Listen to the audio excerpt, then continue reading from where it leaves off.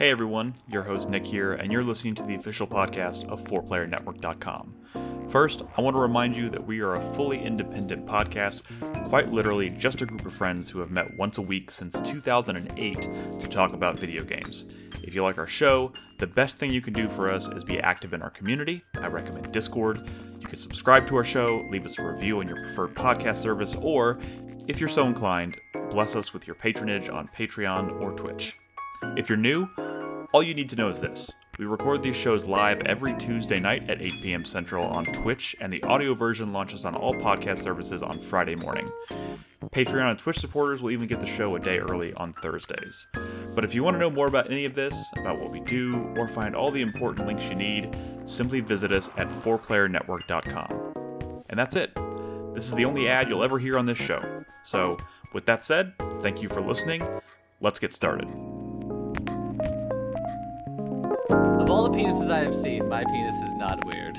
I think it's more of just commentary on the, That the penis itself, just as a thing, is pretty weird looking. statistically, Right? Right? more than 50% of every hands you've ever shaken have had a penis in them. That's it's true. Yeah, Yeah, I'd probably say it's far more than 50%. I said more than 50. Okay. All right. With Why I you always know shake my left hand. on man, I mean, I don't know how much that's going to change anything. Anyways, on that important note, why don't we start the show off this week, guys? Hello, everyone. Welcome to 4Player Podcast. I don't know. I formerly greet a lot of lesbians. That's fine. You know what? Sometimes I love when shows start off like this because I can edit it out and I cut off where the audio makes the most sense, but sometimes it starts with something like that and if you weren't here for the live recording, you have zero context. I just love how Brad said formerly instead of formally, so it sounds slightly weirder. Yeah, he formerly formally okay, greet a lot of lesbians. Wonderful. And have formerly greeted a lot of lesbians. He has formally greeted a lot of lesbians. How's that sound? Anyways, welcome to 4Player Podcast, episode 785. It is February 27th, 2024. I'm your host, Nick Henderson, joined this evening by Brad Simons. Hello. Nolan Hedstrom. Hey, how's it going, everybody? Ed Mitchell. Hello, I'm here. And Christopher Davis. Good evening. And this is a little bit random, guys. If you're watching this live, we're trying something new tonight. I don't know if this is going to stick necessarily. We're just testing the waters, so to speak. But tonight, for the first time ever, we are streaming simultaneously on Twitch and on YouTube. You know, we're going to see how this goes. We feel like we might have a little bit of an untapped market there, so we're going to see how this goes. So I can't promise. I only suggested the idea about 12 years ago, but yeah. I mean, but let's be real. The algorithm, whether it's YouTube or Twitch, it's fucked. It's completely fucked. Yeah. So even though we have something stupid like 80,000 or 75,000 subscribers on YouTube, the number of people who are actually getting notified that we're live right now is probably negligible. Oh god, yeah, the algorithm deleted us many years ago. Yeah, so fuck you of the week goes to the algorithm. But we're gonna try it. We're gonna see how it goes, and maybe it'll surprise us. But anywho, I mean, if we pretend that no one's watching it twice, which is not true, we have 51 people watching us. Look at that across the two streams. That's potentially 102 viewers. 11 on YouTube. We're going up. Oh, we went down. Though, so I saw it on YouTube a while ago as high as 16.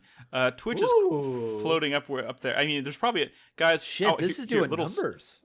Little social experiment. If you're like if you're like a regular viewer and you're like, oh my god, they're streaming on YouTube, and you're streaming, but you have two windows open and you're watching on Twitch and YouTube. Close YouTube now. I want to see how. Don't hard do this it. Help the algorithm. No. Do what you want, viewer. Don't listen to Nick. We've already fucked our Twitch algorithm. Let's give it to YouTube. Maybe YouTube will feed us good stuff. That's so go to a good point. YouTube. Fuck. Or I guess I suppose that's a good point. Close one of them. Maybe you can pull it up on your rewind on YouTube. PlayStation. You can't rewind on Twitch. You can rewind on true. YouTube. So like, Yeah, you can rewind and see the You You can see Oh, the that's a good sexist thing point. that Brad said. I did see the Twitch number drop a little bit, but our YouTube number went up, so that's nice. We're at But anyways, 17 on YouTube now. oh my god, guys! I remember So when I got popular. excited. I remember when I got excited about seeing like 4 people. So I'll take 18. I'll take 18. I know it's nothing by today's standards. We're not like You're literally looking at 4 people. That's true. That's true. Oh, that makes it feel a little and less special. And we definitely don't have the streams up ourselves. That's true. Oh no! Oh my god, you're right. every time I check this YouTube video, another person is watched. Oh my god. Guys, Ed's right. The view keeps going. The views keep I have going both up. streams open. I'm the problem. It's like every time I reload my Angel Fire website, the count goes up by 1. Look at all these Oh. people looking at my site. Oh man, And those are the the- days. And Freywire in the YouTube chat says that they got a YouTube notification of the stream. So that's good. That's okay. That is actually a good sign because I was convinced that nobody would receive any notifications at all. So like that's good. That's good. So we're gonna keep an eye on it. We're gonna see how it goes. Maybe we'll do a few shows like this. You before we probably have decide- to have the make a bell, decision. though, Yeah, you got to ring that Press bell. the bell. Click the bell. Hey, I hate this is a saying good that out loud, opportunity. but yeah. We don't say that enough, and we don't do enough self promotion. We're here to just talk about video games because we like doing that. But hey, if you're watching on YouTube and you're subscribed to our channel or whatever, or if you're not, ring the bell. Subscribe to us on Twitch. We appreciate it, and maybe you'll help us not win the battle with the algorithm, but at least make some ground or whatever. Hold it at bay. But maybe? anywho, hold it at bay. But anyways, that's neither here nor there. We're here to talk about video games as we always do. And I want to, let's start with Fantasy Critic. I don't know if there's anything really if there's a ton to add this week in terms of Fantasy Critic. I know. I mean, Okay, I wanna Balatro disaster, hear- or was that last week? Yeah, I want to hear Nolan's response to Brad's total shit. Oh, talking yes. last week Yeah, on that the, was a on the pretty big podcast shit about talking. Balatro. Wait, so I missed the show last week. What shit talking? What are we talking about? Brad Oh, said that I Nolan was sucks saying for Nolan picking up didn't know what Balatro. he had, Yeah, I knew what I had. and that Why- $8 why- was overpaying. But I admitted So, that. okay, that here's the thing. I I, Here's one the I thing. could have Hold on. sworn we talked about this. Take a step back. We talked about Balatro on the show. I didn't want to sing its praises because I thought it I looked also really was good. very quiet about Balatro when you brought it up. I was like, oh, I yeah. thought it looked really Oh, good. look up- But that's also why I talked about what was the other game I talked about that week? You're talking about during Die in the Steam Next Dungeon. Fest, right? Yeah. During the Steam Next Fest conversation, I talked about Die in the Dungeon because that's not up for Fantasy Critic grabs necessarily. And I didn't want to spend too much time on it. Then, I was like, hey, I'm going to bid on this. I don't want to bid $1 because I would assume someone else, even if they aren't already bidding on it, will see that my bid's there. But $8 is a lot. Okay. Look, hold on. Hold on. There's a lot. No. Hold on. No, Stop. no. $8 Wait, I is a have- lot for a 91? Well, hindsight's 2020, Nolan. Jesus. What I'm saying is there's a lot of cool demos and a lot of Next Fest throughout the year. There's a lot of cool looking indie games. It is February. $8 feels like a lot for a relatively a game you just sort of stumbled into during the Next Fest, which admittedly is cool. I'm just saying, I also wasn't going to just bid $1. I did $6, which I thought was for a relatively unknown. I feel like those like two bids are no close one- enough that Nolan maybe had the same logic, and he just happened to pick a number that was slightly higher than I mean, yours. but Like the only $8 to thing that $6? concerns me Like, is come on, people. I didn't mean to say it wasn't worth $8, but something tells me I was thinking about it way more than Nolan, in an unhealthy way. And what I'm saying is, it's very frustrating. $8 just seemed like a lot for a random indie he played a demo of early in the year. I had one more thing. Here's I my wanna say. logic. Sure, go for it. I knew you were going to buy. I should have took into account that you were going to buy the super drop for sure. So maintaining the money lead was probably not as important for you. which means I probably should have thought you would have bid a little bit more because with it doesn't make any sense to not get rid of Prince of Persia. Correct. So can you clarify that real quick for me, because I'm still a little confused about like what happens if you actually decide to super Don't say drop. that. You're the manager of our league and all of the leagues. I know, but it's like just instead of getting whatever points you get an automatic -7. -7. So if Okay. you have more drop... negative points, like Nolan does with -17, it makes sense for him to super drop his counter pick, which will put him 10 points higher, basically. But we're not allowing anybody to make a new counter pick. No new counter picks. And Nolan that's riding high with a 91 and 88 is perfectly happy to super drop a -17, right? Yes. Okay, because a 77 for a counter pick is a solid counter pick. Like that's a good counter pick. I mean, our counter picks have been fucking us if you look at the league. Here's the thing. So two things I want to talk about with Fantasy Critic. Man, I didn't realize the show was going to start so fucking hot. Coming in hot. Brad, I was aware that other people were aware of Balatro. There had been some chatter in Discord about it.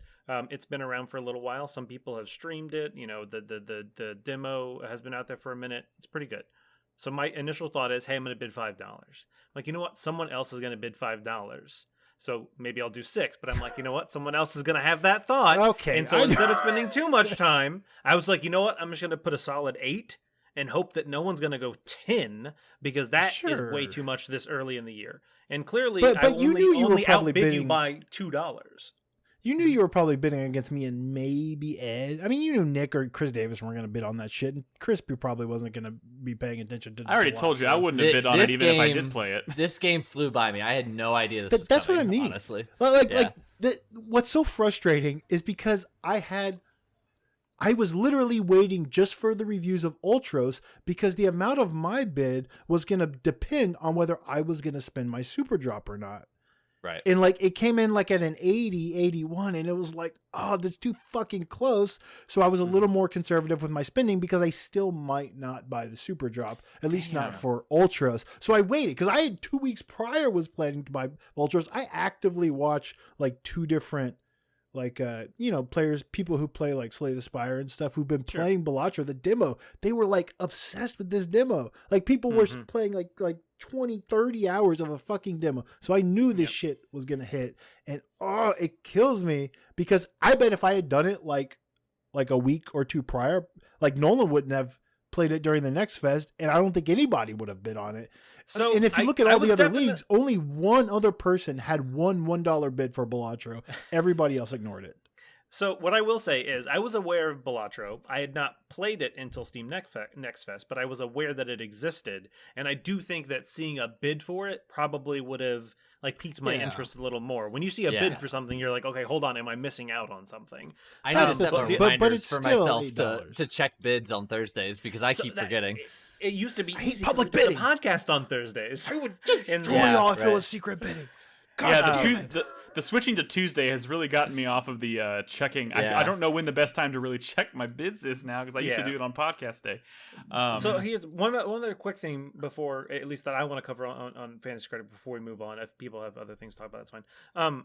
Man, this year is tough on the counter picks because I'm looking at everything and in nothing we got kind of fucked this year because we all chose really good games. I know. It's not like someone picked up a shitty game. We don't have a really green worried toast in about our league to make everybody. You know what I'm really worried about though, and this is like I'm looking at my counter picks, and I feel pretty good about my counter picks, except for the fact that I don't think I'm going to have a concrete answer on either of them before the cutoff date for the super drop, which means I either have coming out till Q4, so yeah, exactly. I'm gonna have no score. All of y'all are bitching Yeah. about your fucking leagues. Just start writing my fucking eulogy, okay? Nintendo fucked me. That's true. You're pretty much done, Zogers. due. Yeah. I hate to say it. Yeah, You're I mean, done. But we knew it. honestly, that would have made the counter picks way easier. You know, if we had any supposition that Nintendo was going to delay the Switch too. That's true. But that is true. I do have some. I mean, this is the first podcast I've been on since the Fantasy draft. League thing. So I do have a couple of bones to pick. One, Grand Blue Fantasy Relink is way overscored. I cannot Okay. believe that fucking game. I played the demo last night, and I'm like, this is what people are okay. Like, I mean, like so let's much? be real. It's scoring Hold at like on, an Dave. 82. Like, I'm not sure Hold how. on, Like, Dave. Okay, There's something you have to sure. understand about Japanese games here. They're not taxed. PC Gamer like gave other it a AA 90. games. PC Gamer gave it a higher score than Infinite Wealth. Like, Wow. what the And, fuck you know, is going that, on? That seems mean. Weebs play weeb games, and weebs I- score weeb games Okay, high. whatever. Yeah, that's So- the frustrating so- thing. So, like, also, in- you got to remember, PC Gamer had reviewed 2 games. I'm guessing it was probably 2 different people reviewing those games. Oh, And no, people are people. I understand. PC Gamer is fucking me this year because they gave Prince of Persia like in the 70s or something like that. They gave Pacific Drive a 70, and they gave Grand Wait, Blue how Fantasy is that- Remake a 90. Wait, are And you they gave saying? Balatro like a 10. Wait a I second. Wait a know. second. Wait a second. What? Oh wait, never mind. All never 3 mind. of those games are in my draft. Like they fucked me over. Like it's Jesus Christ. Okay, so the other thing that I wanted to call out is that in 2 days, on March 1st, is the No Rest for the Wicked, announcement The early stream. Yeah. Alpha. which could kill me if they No, no, announce no. a release date of 2024. It could There's kill no me. it's fucking way. early Nobody access. on the planet Yeah. does that anymore, Chris David. I mean, Ed. There was another game that talked about it, but anyway, it doesn't matter. But I'm nervous. I'm nervous. I will admit that was a bold I pick don't for think Chris the Davis. the and a Ori decent devs are going to counterpick. take their fucking time. I don't Especially This is their the first more early that early access access though. pops off, the more they push it back because they get more money and they're like, we can take our time. We can put out the product Yeah. that the people want because it's blowing up. Yes. Early access I- that blows up just means it's going to take longer. Like people bidding on Hades, they're fucking crazy. I am uncertain that they are going to give a release date.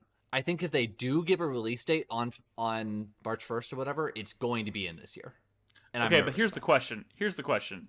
And this is maybe just me not paying super close attention to early access games in general, but how often do studios announce an early show a game saying, "Hey, we're doing early access," and on the same day say it's going to be in early access for this long and here's the launch date? Like that doesn't happen, does it? Only if it's like a really It's short rare, turnaround. but like there are a few instances like that. Like PUBG Yeah, ended but up it- coming out. But we're talking about a studio backed by like AAA, not like a random indie dev. So That's- I mean, I think that's think true. it's I think I'm legit to be concerned about Sure. this. And Dude, that's but- I mean, one of the I best hope you get- counterpicks in I'm the crossing fucking I'm crossing my league. fingers. Personally, You I hope crossing you your get fucked fingers because I on want to play that game. guaranteed dub. That Yeah, is like I one mean- of the best counterpicks. Yeah, I mean I can still be nervous. I'm still angry about Pacific Drive though. So You can I'm be- just I'm Pacific I'm Drive just- is up to a 79. I mean, everyone just kept going, blah, blah, blah. This is going to hit 90. And I'm like, what are y'all talking about? Oh It's a no, I fucking- wasn't expecting 90. There's I so was much hoping potential for 85. for roughness. True. was I hoping mean, for it 85. was hyped. It was definitely hyped. ACG But, like, gave there it was a so huge much- great score coming out. But of it the just demo, smelled like you a know? game that demos really well because it's a fresh idea. Dude, Yeah. dude. I'm gonna talk about Pacific Drive tonight. Has anybody else? Yeah, ever so played it? We should get to I it. would say we should get into it, Nick. if Okay, you wanna well, talk but before we do that- before we do about that, it. can I just? Okay, look, I'm gonna have to Say have your a final eulogy word. in March for my league, but can I get any pity for getting fucked by Nintendo and maybe like drop something for free? Oh, you No. want a pity drop? What the fuck are you Hold on, talking about? why? Hold on. Why should you get pity for making a bad call? No one said the Switch 2 was coming out this year. There were rumors, but It nothing was- official. It was You an based it educated- off- It was a It definite it- smart choice. hold No, on. I what mean, was not that, the what was that Donkey first Kong phrase? thing. It was an No, no, educated no. guess. There was no actual evidence on heart. Everyone just assumed it was going to happen. To put two draft picks bro, on the this is the assumption whole that Switch league 2 is was going about to come out assuming. is like is crazy. It was crazy. Hey, I don't hey! think it There's was crazy. always the chance. Here's the thing. We're also making other assumptions about the Switch 2 in that, and I know, but I'm going to say something, and y'all are going to jump down my throat about this. But I just want y'all Get to. him. We are assuming that Metroid Prime 4 or the new Donkey Kong game is going to be announced and only come out Mario. on Switch 2, when in reality they could say Switch 2 coming in March, but we're going to be dropping a new Donkey Kong game in November or Metroid. No, I mean, fucking crazy. Brad, I want you to shut your mouth. I told you you're going to jump down my I throat can about call this. it out. I can say it's a stinker if I see it. But I said I'm probably wrong. But I'm saying, Of course, I'm I mean, saying, anything Chris could happen. Davis, you're assuming that we're all correct in the assumption that these games aren't coming out this year because the Switch 2 is not coming out this year. They still got to have something for their they have the biggest install base on in the industry. Like they've got to have something, and it wouldn't be the first time. Here's the Nintendo. It wouldn't be the first time. It wouldn't be the first time that Nintendo has walked the line between two platforms. They released Breath of the Wild on the fucking Wii U. The latest reporting, day and date, right? The latest reporting is that it was planning to come out this year, and that they are pushing it back to Q1 to make sure that the launch games are, in good shape for launch. That's like latest. That's not what I heard. I heard it was supply chain issues that they were concerned about. They were concerned It's about probably being a little able to bit meet of both. supply of the Latest demand. reporting is that it was planning to. It did get pushed. It's like a console delay, right? Oh, it And- definitely got pushed. And you don't the current Switch runs games like shit. You're not going to launch a game that runs like shit I'm and then not tell saying people. it's- No, I'm not saying it's likely. Possible. Everything's possible. I think it's like an uneducated guess. Hey, no, you know to what I assume can see Nintendo though. would do that. I don't think Nintendo has stuff. They always have stuff. They literally finish games and just sit on them. They will always have stuff for the fall. Trust me. It'll be I a know. remaster, I or a remake, a port. Hey, listen. But they will always have shit to release no listen, matter what. If I had to, I'm trying to give Chris Davis a little bit of hope here. If I had to, here's the thing. give him I think Metroid Prime 4 is hopeless. I think that is going to be a launch title for the Switch 2 no matter what. If that is in fact, I mean, the only thing about that one is that is an announced game, and it was announced the same day the Switch was announced or revealed or shown. And I could see at the very least Nintendo for that one feeling pressured to actually release it on the base Switch. Now, I still think it would be a cross-play game and that it would probably get delayed, but if any of them were to maybe come out this year, it would be the one that's announced a long fucking time ago and promised and said would be coming on the Switch. You make a good point. Now, my I was going to go Mario, that's not going to fucking happen. I was going to No go the other chance. direction, and I was going to say that I could see maybe Donkey Kong being less of a big deal as Metroid, and therefore maybe they could swing that being a Switch 2024 release on the Switch. But you make a good point. The fact that they've already announced Metroid Prime 4 and people have been waiting patiently for it for a very long time could put the pressure on them. But Also, we'll he see. definitely not didn't bid gonna on be a Mario. 2D Donkey Kong game. He bid on the rumors have been a 3D Donkey Kong yeah. game made by the Mario team. So Yeah. he's betting on something big, which would not happen on the base Switch. No way.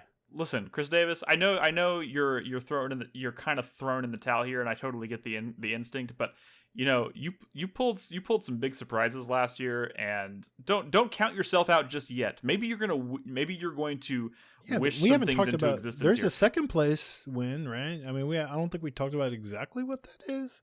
No, but we there need is to a figure that out. second place. There, we right. we agreed that there should be a second place prize, so there's something to fight for. All I right, mean, I don't think you're gonna get it, but Well, it's not just all on I'm the saying, games that have come out. all I'm saying is to our brand new viewers watching us on YouTube as well as Twitch, if you happen to have an uncle from Nintendo you can call, now's the time. I'm just saying. Why not? Dude, I'm getting fucked too. I had 3D Mario on my list, Chris Davis. Okay, listen. The last thing I want to say about Fantasy Critic before we move on is I forgot to mention. I wasn't even thinking about this, but I finally Rebirth reviews came out. Right, that was my number one draft pick. And last year, my number one draft pick was Final Fantasy 16, and I was notoriously angry about Final Fantasy 16 because it robbed me of my only 90 that I It thought I had on my list. overperformed in hindsight, didn't it? Yeah. No, I mean, I have issues with Final Fantasy 16, but I feel like mid 80s makes sense. I guess it's high 80s, but whatever. I was bummed about. I was just bummed because I thought it was my only shot at breaking 90, and it didn't happen. This year, Final Fantasy VII Rebirth is sitting at a 93, and that makes me happy in the heart, and it makes me excited because we'll be talking about Rebirth next week, I'm sure. I feel good for being exactly right, Nick, because I've been telling you for weeks it was going to score like this. But like, I never told you I thought I wasn't going to. Is what I'm confused. It doesn't have to be a competition. I'm just saying. Like, you saying you were right implies that I was wrong, and I never said it wasn't. That's not how logic works. Or that no. That's actually true. Brad's right. Okay, fine. Well, the way he said it, I feel like the way he said it to me. Well, you weren't going on long tirades about explaining the score either. I'm just saying. I'm glad I feel vindicated because I had a very long thesis. Nick, Brad is like Joel from The Last of Us. He just has an asshole voice. It's true. He has an asshole voice. There we go. I mean, it's born with it. Sucks. Hey, I'm just saying. And you know what? I've been hearing it's a cool game, but a couple months, I bet you might even hear people saying that first one is the one they like the most. You know. Mm-hmm. Don't say shit like that. And it's not. No, it's just the kinds of words that are coming out of people's mouths. I've been following very closely. I know, you're also like super high on this game. I haven't even been playing it. I know, but you've been touting this as like this is like the best looking Final Fantasy you've ever seen and shit since last week. Well, are you saying? And part of my thesis for like the score, me saying I don't want to hear you say the word thesis anymore tonight. My hypothesis. Sorry. God damn it. Okay, what game were we going to start with tonight? My dissertation? Should we talk about... We have like 2 Final Fantasy VII games to talk about tonight? Should we? I mean, sure. Yeah, let's do it. Wait, no, Ed, if you have input, I'm all ears. All right, let's go. You want to start with Crisis Core since it's the prequel? Yeah, do it. Sure. Let's start with the other one. Oh, come on. I'm indulging in Crisis Core. Let's see what Genesis is up to. Yeah, okay. So this game is dumb. Move on. This story is super dumb. Sorry, 1 second. The footage. But it looks pretty dumb. It looks pretty dumb. But it's kind of fun. I mean, doesn't that sound? I mean, yeah, that sounds like most modern there's Final definitely Fantasy. some character to the combat that like they reworked the combat from the PSP game. Did you play the PSP version? No. I did. So I played the PSP version, and maybe that's why I enjoyed what I played of it, because that was like over 10 years ago now. Yeah. Oh, more than that. Way more than that. So I will say that like they have improved the combat to modern sensibilities in the sense of like good. In the sense like the control scheme is significantly better. So in the PSP version, you had to like select through different things to select the material you wanted to spend or whatever. In this game, you hold down LB and all of your face buttons become like the material that you have. The different so spells. A, B, X, Y, and then I'm playing on an Xbox controller because I'm playing on PC. And then the RB and RT become materia. And so you're able to use that as the modifier while you dodge around and use items and stuff like that. So the combat is super flowy, and in a way that like it just reminds me of like kind of where they took the next step in Remake when they did that combat system. It seems much more transitory towards that.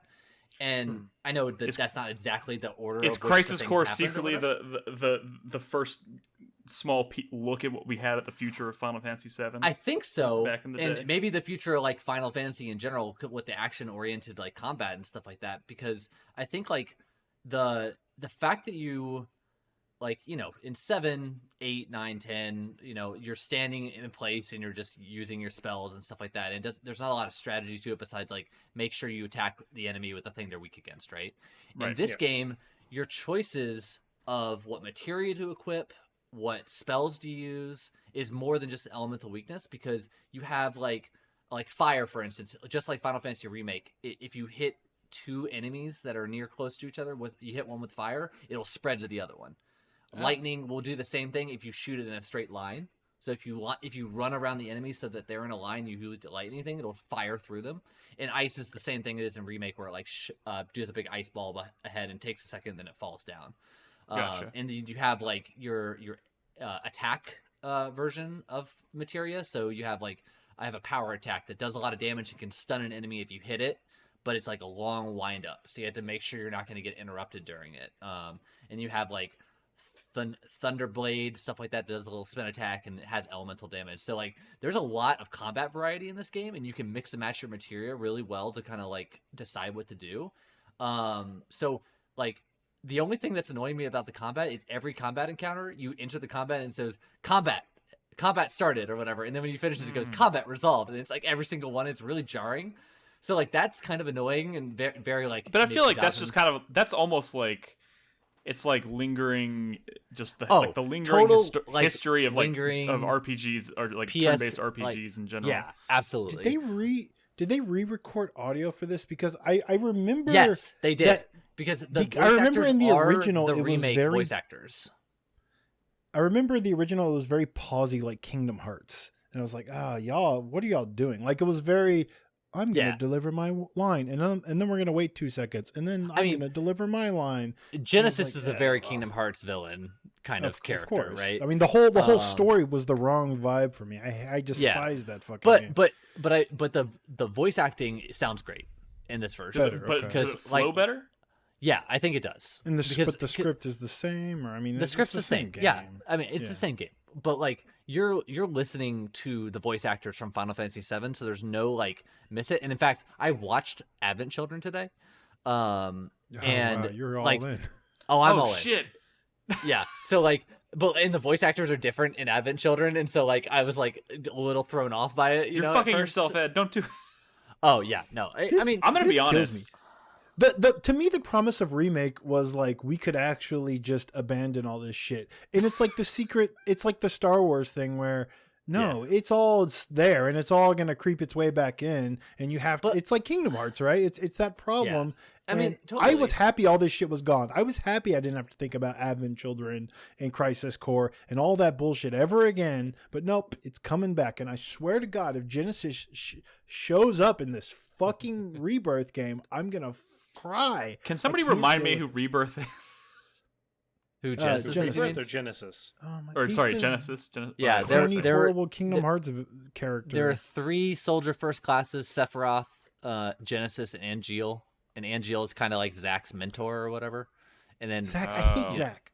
Zack ruined Final Fantasy VII. He was such a minor little thing get ready in the original game, and fucking fans just latched on to Zack. He's so cool. Zack with black hair, so cool. No, that's the thing, is that he's not cool. He's totally lame, and that's fun. But he's just so excitable. He's adored. A minor character is adored, and they blew him up, and now he's gonna be stinking up Rebirth.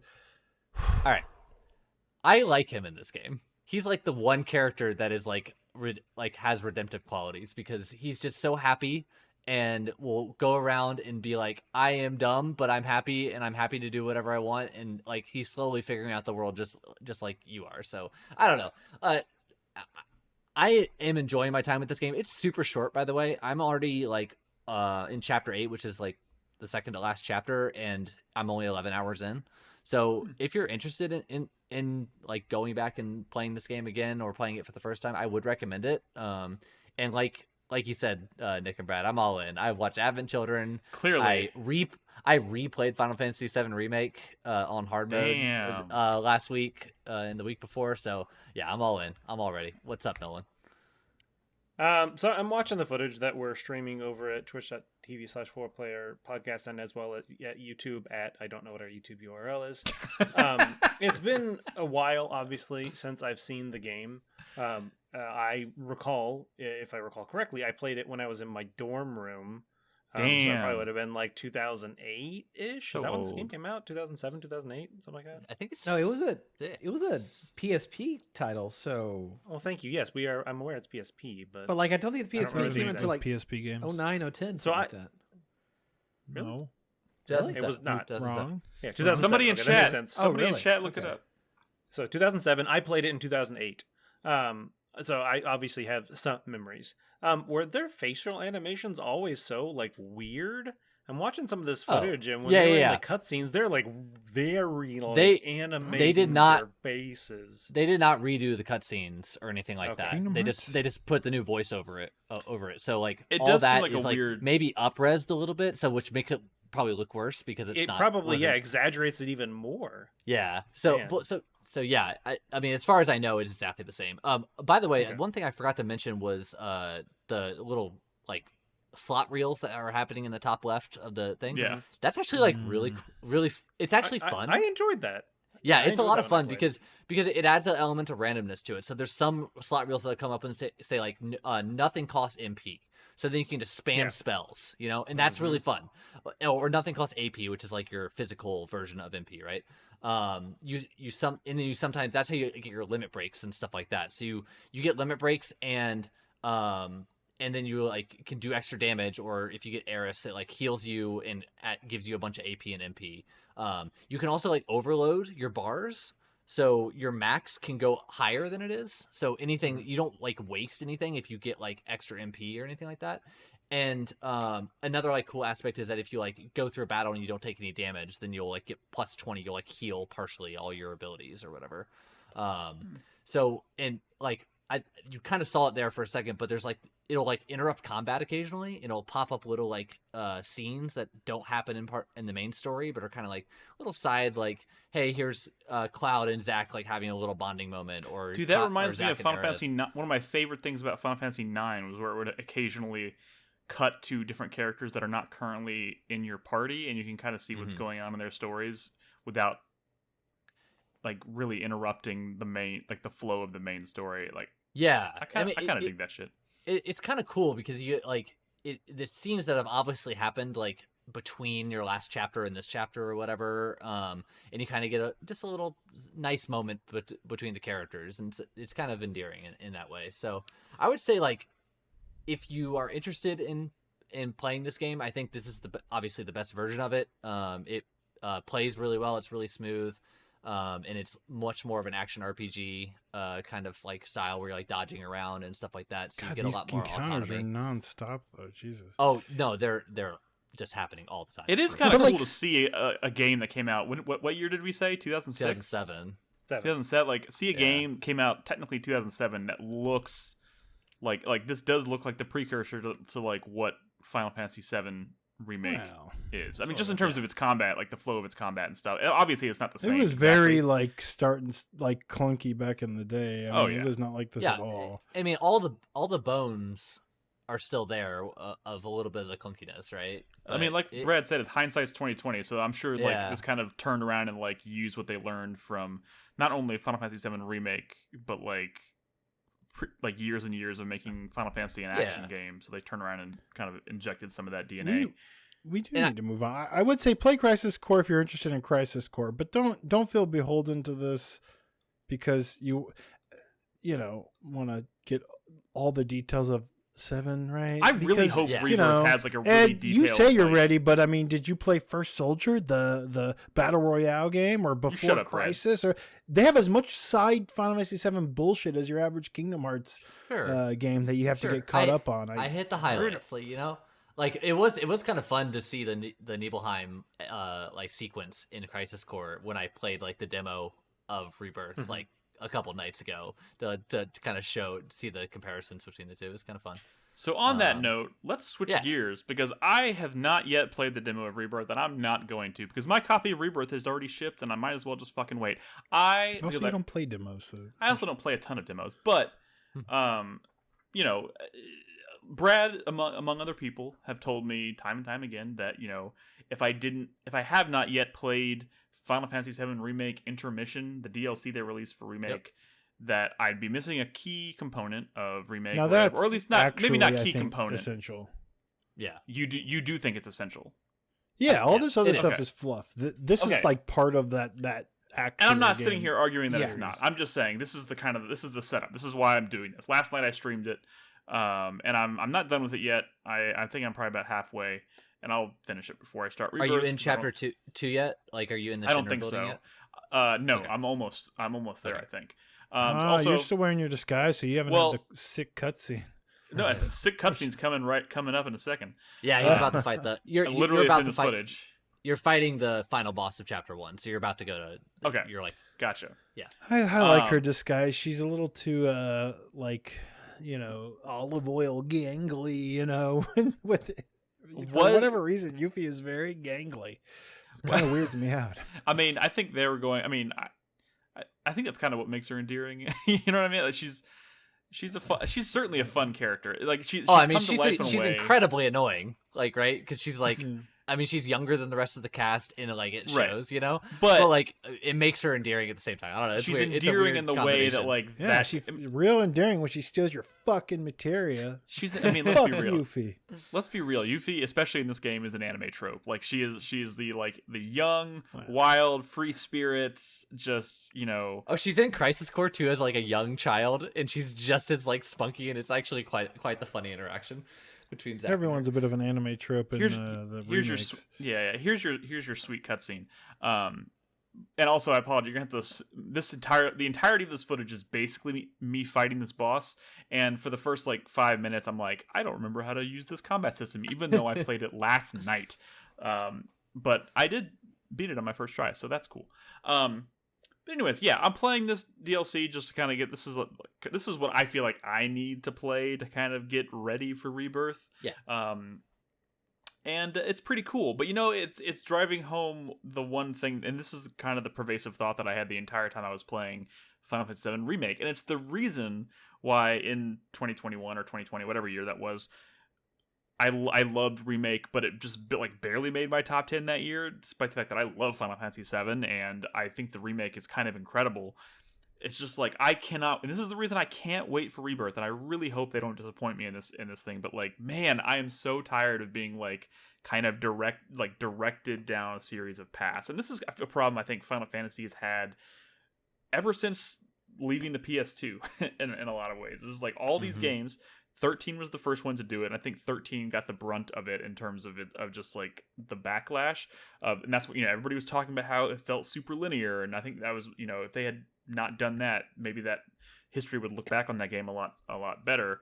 And I kind of feel like the same thing is happening here. I think it's just a byproduct of the fact that it is the Midgar segment. You're not in a big open world. Obviously, it's not supposed to feel super open, but like, it's like a lot of the side content is like, talk to this dude, and I will say this: the side content, I remember being bored as fuck in the remake. Doing you do mention any it of the every side time you utter Final Fantasy VII Remake, because it's fucking terrible. It's bad. It's not like Dragon Age Inquisition side quests or anything. I have not played Dragon Age Inquisition yet, so I can't really comment on that. But it is just one of those things where it's like, if I'm not doing main story content in Remake, I tend to be bored to tears. I did like one side quest, or I started one side quest. I'm really just kind of blowing through this for the story stuff, right? Did you play any Fort Condor? I did. I played one match for Condor. Pretty cool. The one you're required to, probably. yeah, the one I'm required to. I mean, I think it's a really cool little mini game, and if I was playing this, if I wasn't in a rush to play, it comes back in Rebirth. Don't worry. Cool. Then I'll play plenty of it in Rebirth. I'm sure.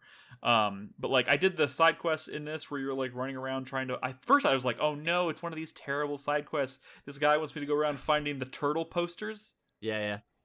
It's fucking hilarious. Like you're running around. All of that was. I mean, like there's it was bad. Memorable little like quaint. I mean, they're not like, it ain't Witcher 3, but like nothing really took that long, and a lot of it had like little like mini games or weird little things you did in the side quests in that first game. And it sounds like the second one's just taking that and kind of blowing it up. But I mean, you're not gonna meet like, it's not Witcher 3, it's not Baldur's Gate 3, but like it's not. It's but not I do like think there is insultingly bad. So it doesn't drag the game down. It did for me. All I can tell you is it did for me, because I mean, back in the year when I played it, it was the one thing that like I was constantly wrestling with, like, how much did I really like this game? Because all I can think about half the time is how bored I was with the with the side content. I think I know why, Nick. I don't listen to this podcast. Like, have you heard about like the way that like God of War and Final Fantasy VII do this too? Like the way they like do load screens. Oh, they, like, have those short narrow pathways that you have to like like slide through or whatever. That's Yeah, they do that a lot load, here. That's hiding a load screen. They do that a lot in Remake. As someone who just like replayed the entire first game, the Remake again, like they do that a lot. And a lot of that is like guards the side quests too. Yeah. Because like especially in like chapter 9 when you're with Aerith and you're going back and forth between like where the kids' hideout is and the rest of the town, you're having to go back and forth alongside that like sliding thing, and it's so slow, and I think that like draws it out for you and makes it like super agonizing, super tedious. I mean, and I will say like Rebirth doesn't have that problem because it's coming on the PS5 with the SSD and all that stuff, and it's like obviously also it's a little more open world. So I'm hopeful that those problems I have for high you hopes specifically will be fixed. I do have high hopes, and I will say this: I do think some of the side quests, not all of them. There's obviously some side quests that like are throwbacks to like classic Final, like the original Final Fantasy VII that I think were really well done, like Don Corneo, and I mean I guess that's not really side quest. That was actually part of the main quest. So I don't know. There were like I think your memory. We've talked about this. Oh, you're gonna take one thing I said and use it to just throw me under the bus. As far No, we've talked about this repeatedly. Of you kind of overstating. Well, I'm trying to get to a point, and you keep interrupting me, Brad. Like I do. I think there is something like they're showing signs of improvement, even just from 2020 to 2021 with this DLC, where I think the stuff it's more charming, at least, I guess. Like I did a side quest where I had to like sneak past a fucking dog, or I guess that was part of the turtle poster thing. Yeah, that's part of the turtle post. And I was doing that. I had to do like 5 times last night. And I was like, and it was just excruciating. It was fucking excruciating. The side and optional content in Wall Market in Final Fantasy VII Remake? Yeah. Yep. Because I feel like it's so easy to think about like the slums and kind of like early parts of the slums where you're running back and forth, but like even the side and optional stuff gets better in Remake. And of course, I'm not saying it's all bad. I'm not saying it's all bad, but a lot of it was. I tend to think back a lot as to like the missions where you're talk to like Chadley and he's like, oh, go, talk to this person. Chadley is back in full force. I know. The only reason I'm pushing back on it a little is because I don't want it to be like your thesis for why the sequel's so much better. Because in reality, it sounds like it's just that same sort of thing, but like there's a lot more of it. And well, what I'm trying to say is I feel like it's improved even from the base game to this DLC. So I have faith that the Rebirth. I think it really just comes down to writing and what Ed said, like feeling less tedious because the faster load times and everything. I think will go a long way. Well, it's just a smaller, more condensed experience in general. So like the problem is that even in the main quest, it feels like a lot of is there as like padding, kind of like in a Yakuza game, right? Where they have to introduce all these activities that are going to be like side quests or optional quests later, but they like force so much of it in the main path, like to where it feels very jarring. Like the pacing feels off. It's like, dude, we just had a big story moment and now there's some dude, and like I'm talking about Yakuza or whatever, who's like setting up this little like side optional thing, and it's cool like when you go do that stuff, but like the way they shove it down the main quest line feels weird. Like the Judgment games are really bad about this as well.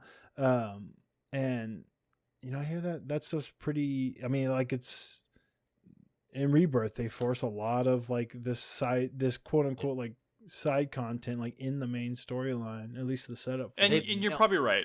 And about half of it is like put in front of you and said like, hey, you can go do this or whatever. And half of it's like, you have to go do this, So, and maybe I hate when it's forced.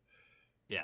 So now what I do want to say about this DLC, because obviously Yuffie controls a little bit different. Like the actual act of like throwing her, like the different attacks you can do by like throwing her shuriken or boomerang or whatever you want to call it, and then like zapping to it, and like the way you chain attacks together feels really nice. It almost feels like a little too chaotic at times. Like half the time I'm like, sometimes I start attacking like too fast and chaining things together too fast, and I'm like, I don't even know if I could actually honestly say I know what I'm doing with this combat, because it's just so fast paced. But it's fucking cool. It feels really nice. And I don't know how I feel yet about this new character Sinan that they've introduced, but he seems alright. But like the one thing that I actually kind of like a lot about this is I think it kind of helps with the flow of it a lot, is like the emphasis on platforming. I use platforming very, very loosely because it's not like skill-based platforming. It's like the way you transition between areas in this game is like moving, like hitting switches with your shuriken from a distance to like turn grates and then crawl across the grates, or like slide down poles, or like grab onto a thing that yanks you up and you go up like 2 or 3 floors and stuff. And like it just kind of, and then you get off that and then you start running immediately, and she's like Naruto running. You get on a tram and you throw your shuriken at 40,000 boxes for no reason. Yeah, which that stuff's not like fun. It's weird, and it's you don't even odd. get like a trophy for it. It's just Final Fantasy VII is a weird useless. game, so I'm glad that it's like the original game was a very weird game, and I'm with like a lot of weird little one-off mini games like this, and I'm glad that they've like maintained that. That doesn't mean it's all like good. And Nick, like unfortunately, the second chapter does not get any of those like fun movement stuff at all. It's it's not good. Well, I mean, whatever. In fact, there's a whole section where you're just like going from one platform to another on a really slow moving elevator that's just like taking you from one battle to another, and it was lame. But the boss battle, not the final boss battle, because fuck that Dirge of Cerberus shit, but the boss battle before that is a lot of fun. Okay. Well, I think at the end of the day, like, I'm enjoying this, and it seems like a nice small side story that I like the characters, and this seems like it's gonna be short enough and quick enough that I don't think it's gonna feel like a waste of time by any means. What is cool, there's a lot of stuff that's introduced in this DLC that they're gonna do more of in Rebirth. The synergized stuff is heavily utilized, and it's not just like 2 characters. It's like, at the end of Rebirth, we'll have 7 characters or whatever, 7 or 8 characters in our party, and each one of them will have a match, a synergized match between other characters. So you get to like explore the pros and cons of different people's like synergizations and stuff like that. Yeah. And like the fact that they were able to make Yuffie like play so much differently than any of the other characters in Remake is just like it's cool, because that means that all the Sid other characters and Vincent are going to play in Red 13 are going to play so differently. And I played a little bit of Red 13 in the demo and in the Junon version of the demo. Did you ride a chocobo? I did. Red 13. And yeah, which is hilarious to watch. And it's fun. It's fun. Like Red 13 is cool. And Kate Sith and stuff like that. So like there's a lot that they can do with this combat system that this Yuffie DLC showed off that they were able to do.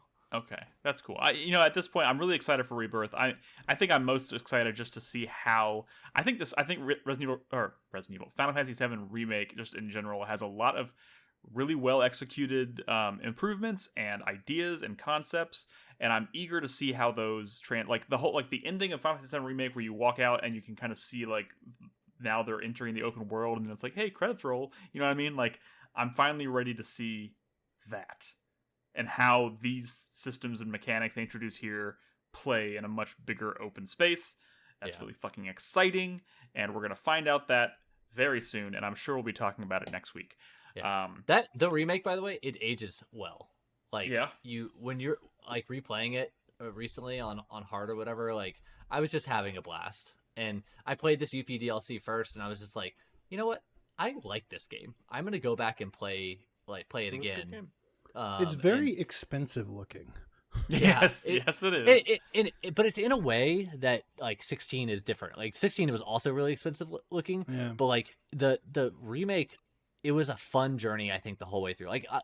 I unlike Nick, like did think the side quests were meaningful, especially like every zone that you did the side quest in. There was a final side quest that like really made it all worth it. Like Tifa's moment at the end of chapter 3 and stuff like that. And so like that fucking Hell House fight, by the way, I know, like, I think Brad, you put it on your best boss fights of the year or whatever.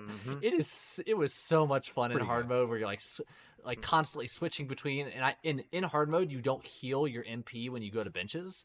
So I was low on MP going into that battle. Oh, And no. like, and so like I had to do extra strategy in order to get like perfectly use my MP and switch off between me and Aerith perfectly. So it was a moment, y'all. It was a moment. And so that first game was just so good. And so I like that's why I What a dove world we into live in, Advent right? Children Like- and Crisis Core and stuff like this because I am so hyped for Remake after that. It is crazy that, I feel like for so many years it was like people like saying it'd be cool if they remade Final Fantasy VII, but like, never gonna happen, or that's vaporware or whatever. And not only did it happen, it's just like this wildly ambitious thing. I played and finished Final Fantasy VII for the first time in 2020 when Remake came out. So like I am new on this train, and I am just having a blast. Just having a blast.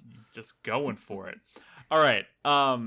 Let's go ahead. We're coming up on the hour mark here, so why don't we go ahead and take a break? And when we come back, I know we're going to talk about. I want to talk about Pacific Drive, and Brad's going to tell us about the Unicorn Overlord. No, What? I'm going to tell you about Unicorn Overlord. I Yeah, know. because it's I saw your little hours. correction you posted in the announcements channel, and I apologize. I was ignorant. I didn't realize it was not just a demo. It is in fact the first 7 hours of the game, right? Yeah, full Like, game. it'll just roll over. Progress carries over. Which is, And people have been like trying to speed run it because you can keep going in after that 7 hours As long as you do and it in- start over. You just have 7 hours. So people have been speed running. Oh, interesting. that's pretty neat. Trying to finish and see how much. Seeing how far they can get. Well, we'll talk about that on the other we'll talk side, about and of course, we'll wrap up with the 4-player minute. Are we going to talk about that game sent? Are we talking about? That is your prerogative for the 4 That is the weirdest thing I've ever seen. Anyway, sorry. We'll talk about video games on the other side of this break, so don't go anywhere if you're watching on Twitch or YouTube. Bye.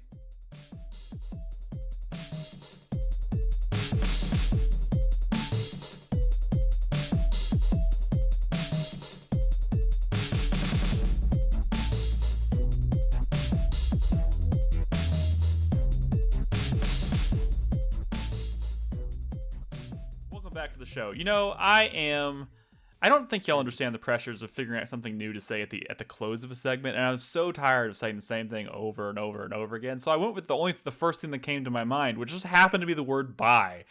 So I don't think you understand the pressures of having to respond to the roll call every time we do Yeah, this. that's true. true. That is true. I don't. Especially when you react when it's not good enough. Like, Well- sorry, Nick. think, Brad, if you could stand over my shoulder while I edit these podcasts, you would understand the value of a good roll call versus what you sometimes do, which is, hey, You're talking about the introduction or the roll call? I'm talking about the roll call. Like I use those for I for always syncing go audio levels. hello. I mean, I give you a good. You have not done that once you tonight. don't. Out of two sound tests or two roll calls we've done tonight, neither one of them sounded like that. But anyways, that's neither here nor there. You gotta tell me why. I mean, look. I don't know what you do there. So if you need it to be, We've had this is it to conversation find so it? many times. Is Yes. it to fi- The whole point is it to help Nick line up the audio recordings. Yes. You know what I'm gonna do? I'm gonna screen record me editing a podcast one day and then do like a super fast cut of it so like you can watch the whole thing come together and just have Brad watch it. It'd be like 45 seconds, but it really takes me like over an hour. You Twitch stream every it. week to do it. So, but anyways, that's stream it. A lot of people stream stuff that's like good. that. That's good. But then I'm inviting, because I'm not like an audio engineer. I'd just be inviting clearly. people to be like, "What the fuck are you doing?" Hey, you You know know what? what's Maybe you would get a couple of tips that might bring our audio quality from a 95 to a 96. That's true. And The tips are going to be from Nolan in chat. On my burner account. Hey, I've thought before about like streaming while me working, like my IDE while I'm working. Obviously, I can't do that because it's like proprietary or whatever. But I've thought about like if I could do that, like would it be entertaining for people? I don't know. I mean, people who want to learn that kind of stuff, I'm sure Talk would through my find thought it interesting. process and what I'm doing in the moment. You are know? leaning in front of your mic right now, Ed. And? You Sort of. Sounds fine. Okay. Away from it. Yeah. Okay. Brad Oh, he just was leaning manages. past it. You sounded so this, bad there. just so y'all know, this is the podcast. I did officially say welcome back to the podcast. This is all going in the show. We're talking. We're talking. People we're like here. this shit. People We're like here. behind We're the scenes talking. shit. Nick's Again, microphone sucks. He turned up the gain while we were on break, and it totally blew out all of our eardrums. So. yeah, and now I'm scared to ever touch my microphone ever again. So if the audio sounds terrible, I'm sorry. Blame Nolan. We'll get it. Blame Nolan. We'll get it figured out. It is Nolan's fault. Yeah. But anyways, where the fuck Pacific were we? Drive. Is that where we want to start? I was gonna. Okay. Yeah, let's. I feel like Unicorn Overlord is I've been trying to save my thoughts and keep them out of. I feel like y'all think it's gonna be minor, and it wasn't. It's not minor for me. I'm not saying it's minor. Look. Okay, I was actually. I'm just saying. Be prepared. My body is ready. We'll talk about Unicorn Overlord in a second, but I'm going to follow Ed's lead here, and he's, Ed drafted, or no, he didn't. You didn't draft. You bid on Pacific Drive. No, I bid on it. Yeah. You bid on Pacific Drive, and I think honestly, Ed, I think that was a good choice. I think the game is is underperforming. A good choice? I think it's underperforming a little bit. I mean, I could see why Ed drafted it. And it's one of the, I mean, it is paying the indie tax, and we've had a big conversation in our Discord at discord.gg/4Player. Big conversations about the indie tax lately, and especially as Fantasy Critic goes along, right? And I do think the indie tax. Well, I don't think the indie tax affects every game. I do think it's definitely affecting this game a little bit. But yeah, I'm about 8 to 10 hours into Pacific Drive at this point, and Ed, have you played it at all? No. No, yeah, sorry. You're like balls deep in Final Fantasy VII right now. I'm angry at this game, so. Oh, are you like not playing it because you're mad at it now? No. Is that what's happening? Also, we don't all bid with our heart, Nick. I mean, just because he bid on it doesn't mean he was like die hard. Hey, look, I know. I thought it was interesting. Look, it has appeal to me as like. In that like kind of Subnautica loop where you're like going outside your base and gathering materials and stuff like that, it has appeal. Let me tell you, it's just a crazy time of year. It is a crazy time of the year. Yeah. Let me tell you, I'm like I said, I'm about 8 to 10 hours into this game now, and I'm glad you mentioned Subnautica. The survival genre in particular is a genre that I have in the past few years have just I think Subnautica was maybe the first one that made me realize how much I actually love the survival genre, or showed me the potential. The loop is really addicting. The loop is really fucking addicting. And the loop here, I guess the conceit here, and I talked about this a little bit, I think at one point, I think during my 4-player minute the other week, and I streamed the demo for this on Steam Next Fest, but the conceit is you are driving into the exclusion zone, or on the outskirts of the exclusion zone, you're like in the northwest part of the United States, and there was this huge event that happened, and they had to like basically quarantine this giant zone in the northwest, and so nobody's gone in and out of the exclusion zone in a long time, and you are driving along the outskirts of it to deliver a package.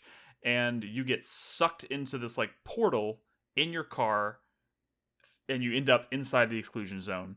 And inside the exclusion zone, you come across this car, which has some kind of connection to what happened in the exclusion zone. You create this like bond with it, so it becomes kind of like an extension of your character.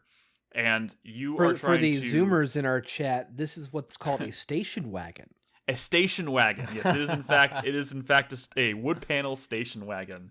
It is not the car from Ghostbusters. It is a station wagon. No. But let me tell you, I'm actually glad you said that. And I think I mentioned this briefly, and I do think it's true. I think by the end of this game, you will be driving a car that looks and feels and has kind of like the same like bulk and like all the cool contraptions and shit on it. It's gonna look and feel kind of like you're driving the Ecto-1 100%.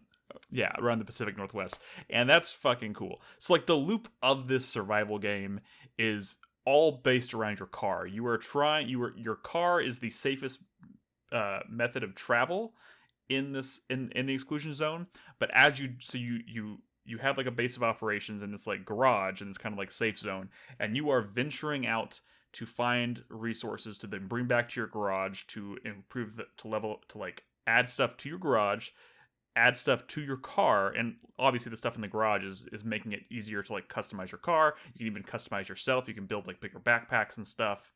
And that's kind of the loop. You go out on like runs out into the exclusion zone and you come back. But there's a few caveats to that. In very Stalker-esque fashion, if you've ever played Stalker, there are anomalies. It's very, very dangerous traveling out into the exclusion zone. And there's these constant like moving clouds of just like terrible anomalies, and they could be any number of things. And I haven't like been exposed to all of them yet, but a lot of them are really fucking cool. And especially when you're driving in a car, they can be really harrowing, right? So you're driving down a road, and then all of a sudden you come across this anomaly where like giant pillars start randomly rising out of the ground, and sometimes they'll just come up underneath your car, and all of a sudden you're fucking flipping through the air in your car. I found one the other day that I thought was really fucking cool. It was like hurricane speed winds. It's basically like just a random hurricane like on the mainland just blows through this area, and it starts moving your car around. So like the best thing you could do is like find something to kind of like park up against and put the car in park and just kind of wait it out. There's some that like there's like blades that will come out of the ground, like saw blades that'll just like be zipping all over the land and stuff. Some of them are just really wild and weird and out and crazy.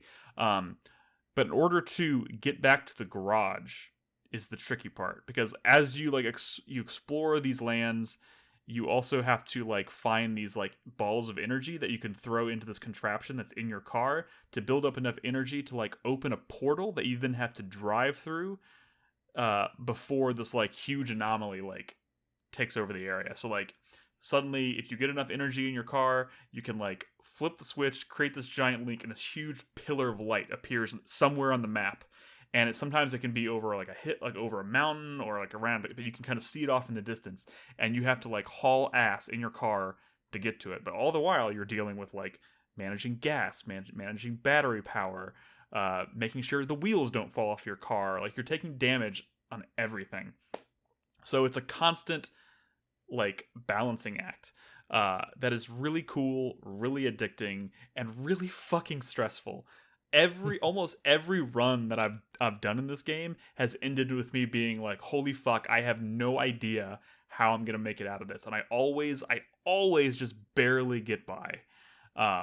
Which is just honestly just a really great feeling. Like sometimes I like when you drive through the pillar of light, all of a sudden it like flashes white, and then all of a sudden you're driving up to the garage. So like I come like teetering into the garage, like with like my wheels practically falling off the car.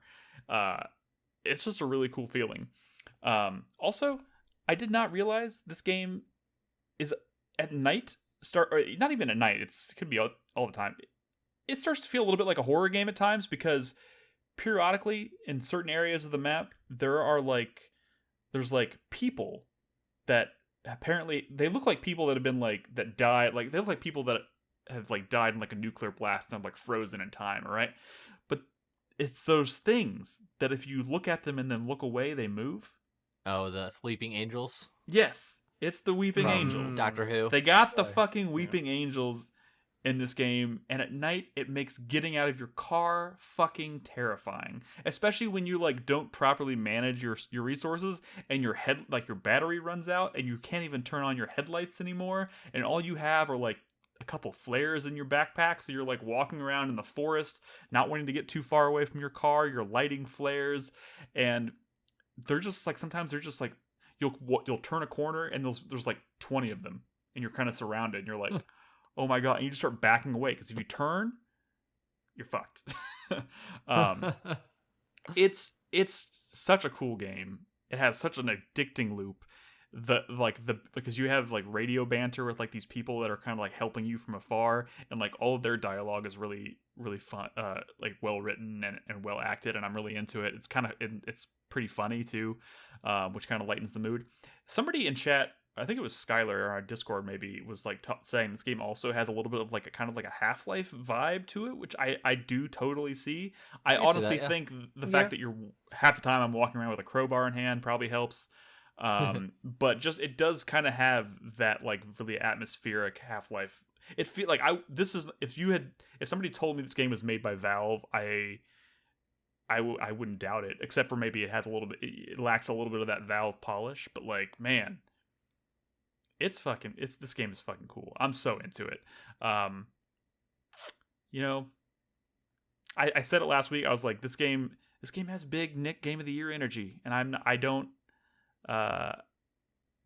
anything can happen, but I'm sticking with that statement. It's pretty Okay. It's pretty So fun. is this your buddy? Easy. Yeah, it's February. If you like Subnautica, if you like, I do like Subnautica, but this year is already crazy. It is already crazy.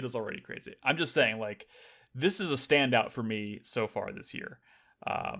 You definitely have a I type. highly recommend it.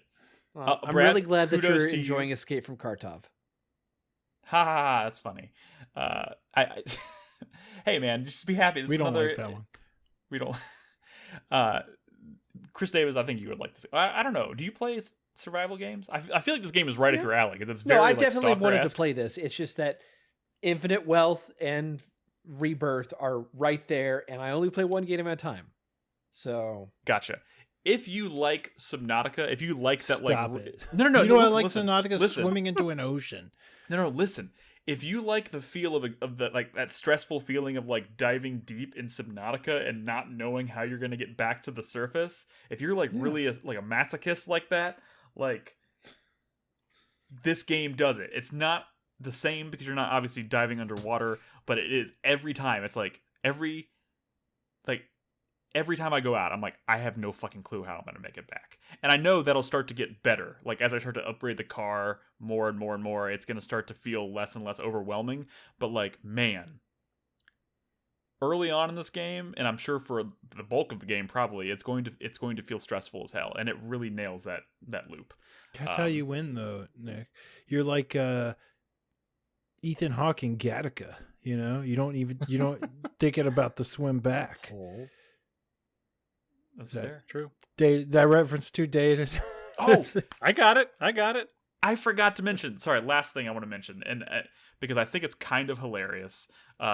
This game is very much focused on like huge part of the experience is you have to drive the car like you would drive a car. So you have to, every time you get in the car, you have to open the specific car door you want to get into, get in the seat, turn the key until the engine starts, take it out of park before you start driving. And I officially got the achievement. I think it's called driver's ed dropout for hitting the gas before taking it out of park. Like, it's very serious about you have to do it like you have to do that like 20 times. Like, if you do that 20 times, you get that achievement, which I think was really clever. But it'd be better if it was manual. It's cool, man. It's like half the time it's like, should I venture? Like, there's this thing over there I need to get to.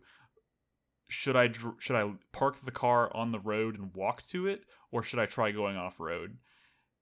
And there's been so many times that going off road will like hurt the car a lot. hurt your tires and shit. I just got off-roading or the first level of off-roading tires, so that helps a little bit. But like, man, I've been in so many situations where I'm trying to gun it for like the exit, and I can't make it up a hill because my engine's too it's not strong enough.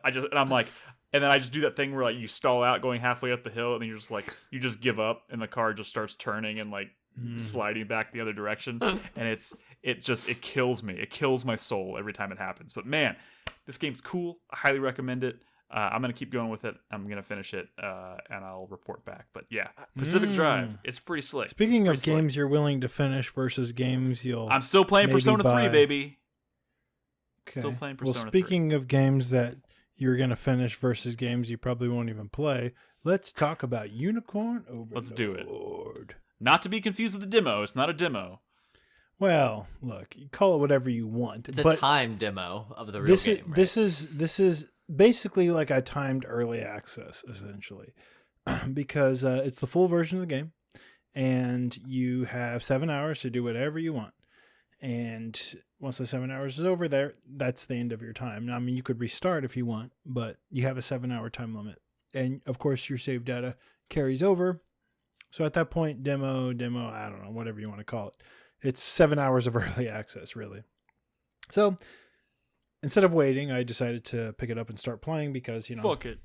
7 hours in a week or two is kind of where I'm at with It's a head start. You're getting a head start in the game. It's a head start, and it's a game I'm very excited about. The reason I'm very excited about it is not just because I'm a big Vanillaware fan, not one of those like more recent I Love 13 Sentinels fans. Chris Davis! Hey, don't forget about me. I love Muramasa the Demon Blade. No, shut the fuck up, Nick. It's fine. What is that? Am I not a real Vanillaware fan? They make good games. No, I'm just fucking with you. Doesn't even matter. He's fucking This with is you, a but he's very definitely this is not venting really against me. no, it's not about either of you. It's that so Vanillaware has made fucking strategy games and tactics games. They're just not the ones y'all have played. That's why it's just a little, they've made an RTS, side-scrolling RTS in Grim I'm gonna Grimoire. prove Brad They've wrong. made a turn-based tactics game and whatever. This is Unicorn Overlord. The reason I'm excited about it is not just because I like Vanillaware games. It's because this is very, very much a spiritual successor to Ogre Battle, not to be confused with Tactics Ogre. Ogre what Battle. platform are you playing on? I forgot to ask. I'm playing. Because you this said on don't play it on Switch. Switch. Oh, you said don't play I'm it playing on this Switch. on Switch, and I'm ultimately getting it on Switch because it's not on PC.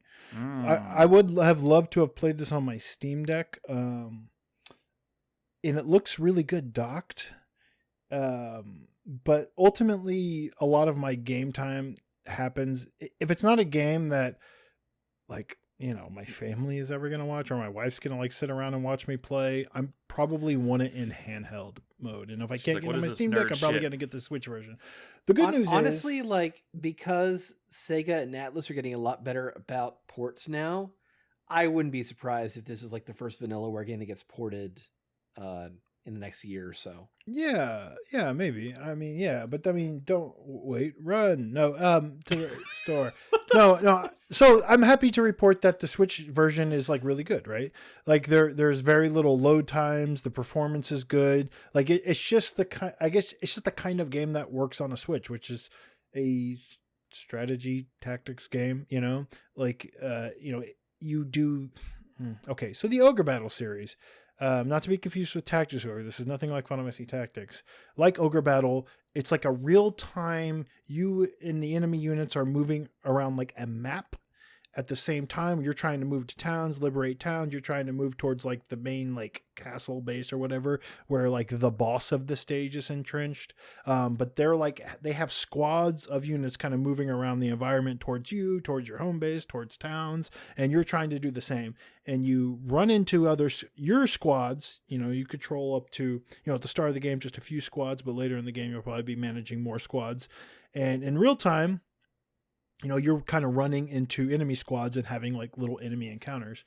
And those enemy encounters are, instead of think Fire Emblem, right? Where you cut to a battle and you see a little back and forth play out and then the battle ends, right?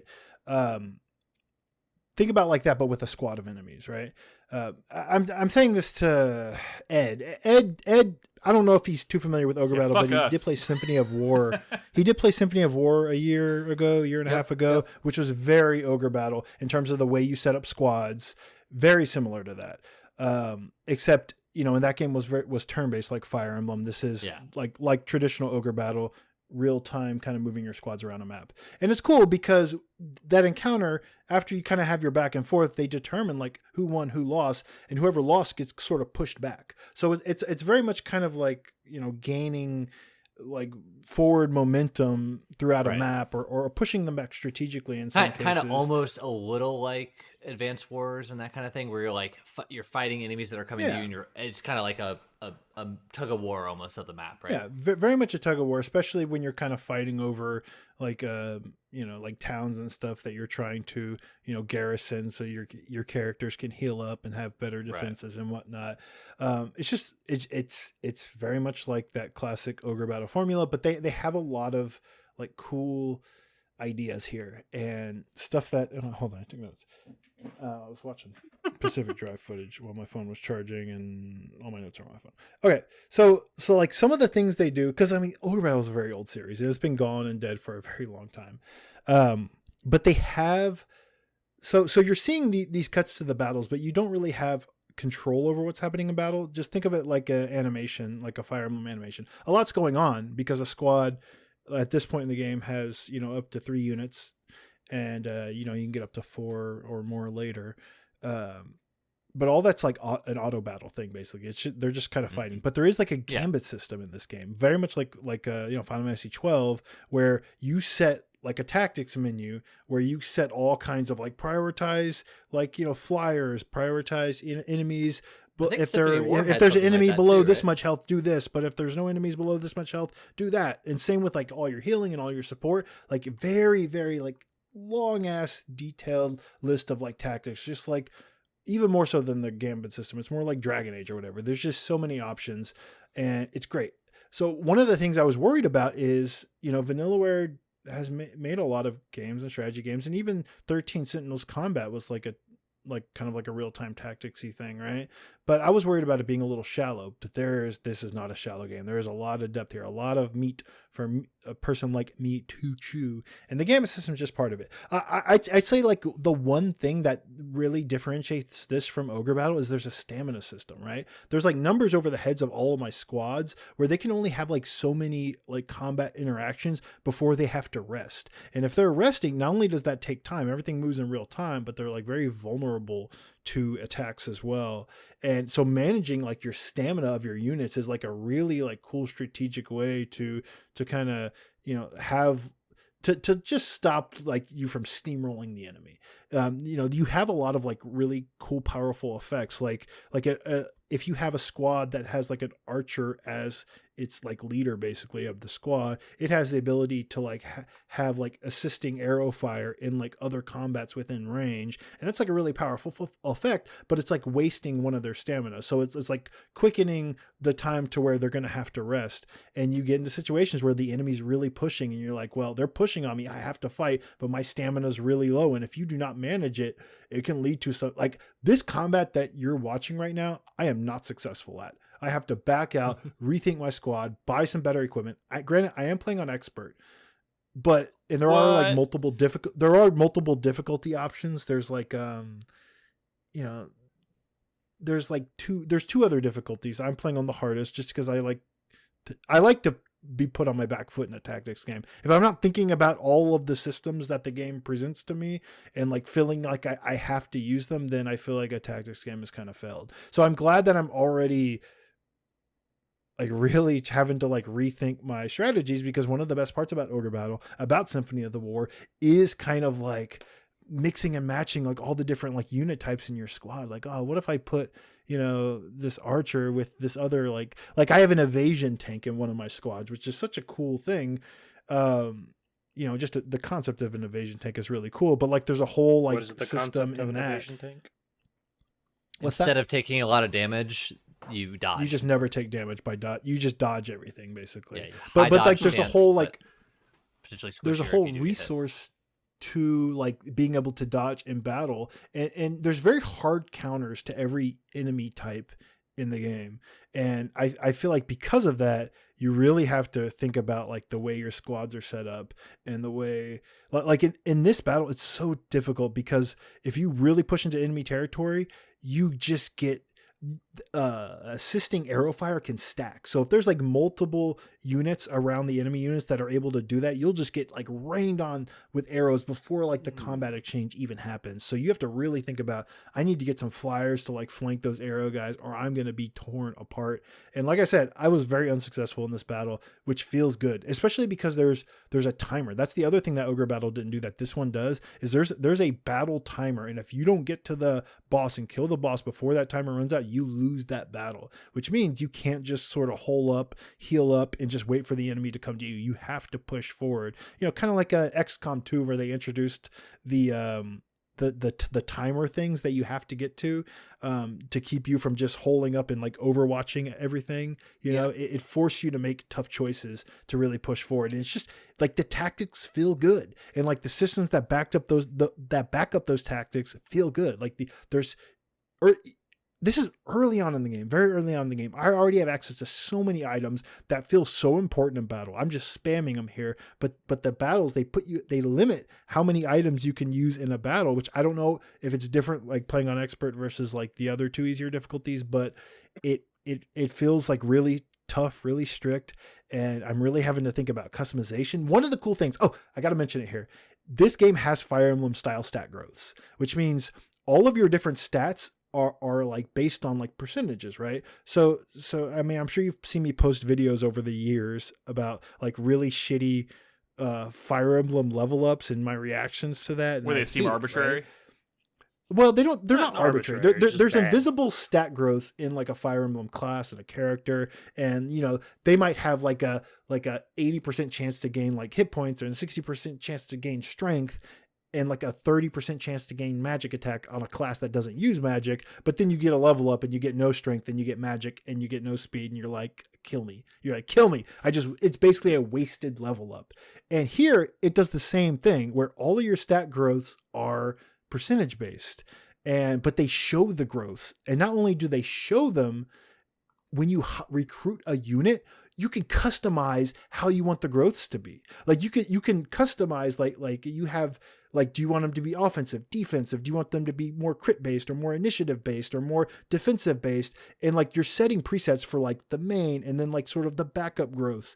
You're customizing the growths for all of this stuff. And it's crazy that they give you so much control over customizing hires. Like this is a very deep, nerdy Brad game. And you know, this is a Brad here, game for sure. Since Ed's here, let me say it, an Ed game. Like I am very surprised that this game is coming through and on the tactics front, on the customization front, the strategy front, because I thought it was going to be just pretty ogre battle, but you know, kind of shallow. And it's not. It's actually deep and smart in ways I was not expecting. Now, there are people who have come to Vanillaware games for the story. Yes. Now we got to the because good of stuff. 13 Sentinels. And I gotta say, I'm not far in the game. It's not anything too remarkable. It's pretty like standard fare for this genre, honestly. Now there is all the scenes are, you know, voice acted and that stuff is well done. The presentation is nice, but in terms of like the story and the characterizations, there's nothing too remarkable here. But it's also a genre where a lot of that doesn't really kind of show its hand early on, right? Like there's usually like twists and backstabbing and like who knows where the story is going to go. But I will say I'm like a Matsuno boy, right? And those stories like to like build to like the supernatural. 13 This game Sentinels built too, right? Like that. Those first couple of chapters were kind of like they were kind of like okay, whatever. But then it really took us. But I'm not just talking about twists. I'm more talking about like Matsuno games. I feel like they start very grounded, and then like they introduce more like the more supernatural, the cosmic and stuff later, right? And that's usually like a twist you don't see coming, or like an angle you don't see coming. But I'm already like, there's already like people under like the spell of like an evil lord, and I'm like dispelling that spell, and it's like, I wasn't myself. It just seems like it's. I don't know what I'm trying to say. It's too early to tell, let's be honest. It seems pretty standard fare so far. It's early on, but the presentation's nice. I hope it comes through with the story. But if you're here expecting like a 13 Sentinels, that's not really the meat of this. I mean, that's not the main course here. I really hope that stuff, you know, ends up being good. But the gameplay is the star here. Hey, do I get any points for playing? Like, if I was just to say fuck it and play 13 Sentinels in 2024, do I get points for that? No points for that. It's only 2024 games. And I hate to break your heart, but it doesn't. I don't it care doesn't about your seem book. like this is a Nick game, but well, you don't think I'm a but racist. I will say it is fairly accessible. Again, I'm playing on a difficulty level that's probably I shouldn't have started with or whatever, and that's fine. I will say they teach you the game well. It's accessible. The other, and I do need to wrap this up, but the last cool thing that they do is that unlike Ogre Battle, where you're kind of moving from map to map to map, or like Symphony of War or any like tactics game, the whole world is like fully explorable outside of battle. You just sort of move around the map, and there's like towns and like NPCs, and they're like you can get into little like mock battles or real battles. Like you move around this entire world map, which feels and looks huge in like seamlessly when you're outside of battle. Like you're literally walking around the map and exploring it that way, and it feels cool. And you're like finding side quests, and you're like I said, you're talking to NPCs, and you could do like little test battles, which aren't like the big grand battle you're seeing. You're not actually going to see outside the battle in this footage, because like I said, I really kind of hit a wall with this battle. But you move your character around, and you're going to towns, and there seems like there's a lot going on there, like secret stuff, and where even early on in the game, I have a lot of options for what direction I want to go. And that's really cool. Like it feels very open-ended, and was, again, not a thing I was expecting from this type of game, because most strategy RPGs are kind of like a battle to battle to battle thing. And this isn't that. It feels very open-ended. This has been a very unexpected surprise for me, and I'm already playing it a lot. When does the full release come out? Like in a week. Next week. Yeah, next week on the 8th. Wait, so are you next gonna week? Right, it's going to be competing with Rebirth for your time.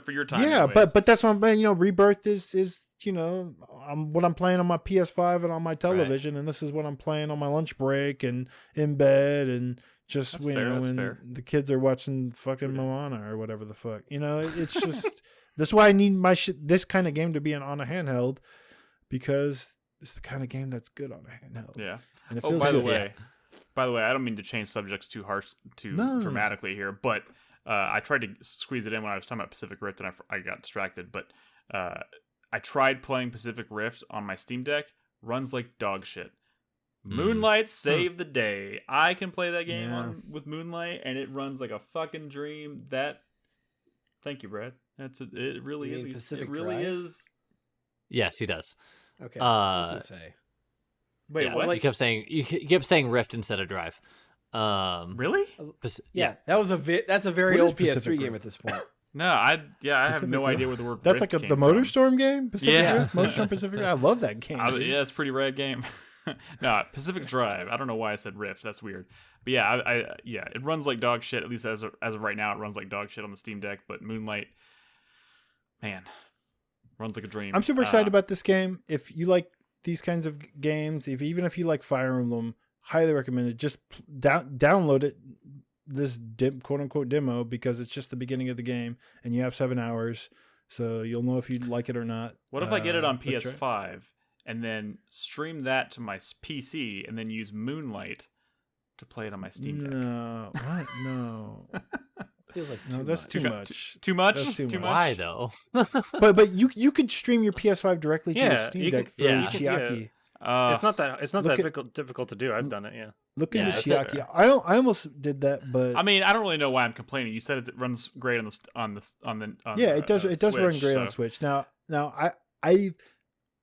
I downloaded the PS5 demo, but I'm just gonna delete it. I don't want to see what it looks like on a PS5 because it's gonna look too pretty, and that's gonna make me sad. So yeah, but it runs great on Switch. I really do like it on Switch. I'll try the demo. I'll try the demo at least to see if maybe there's a chance this could be something. I don't think worth you're getting giving a points shot. from this one. Remember, you got to hit credits. I And know this I gotta feels hit credits. This feels like I a know. chunky ass game, dude. I know. Hey, but hey, man,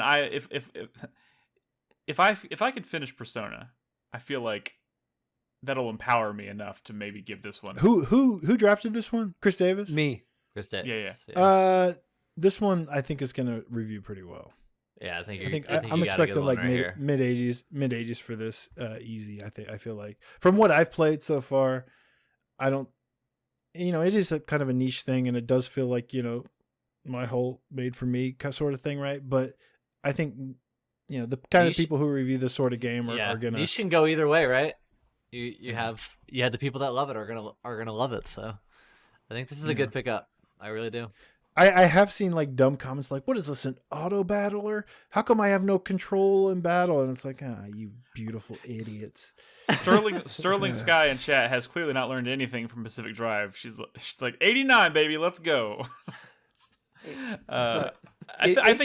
Okay, Brad. If this is an 87, and the story delivers, does that make the game a 90 in your book?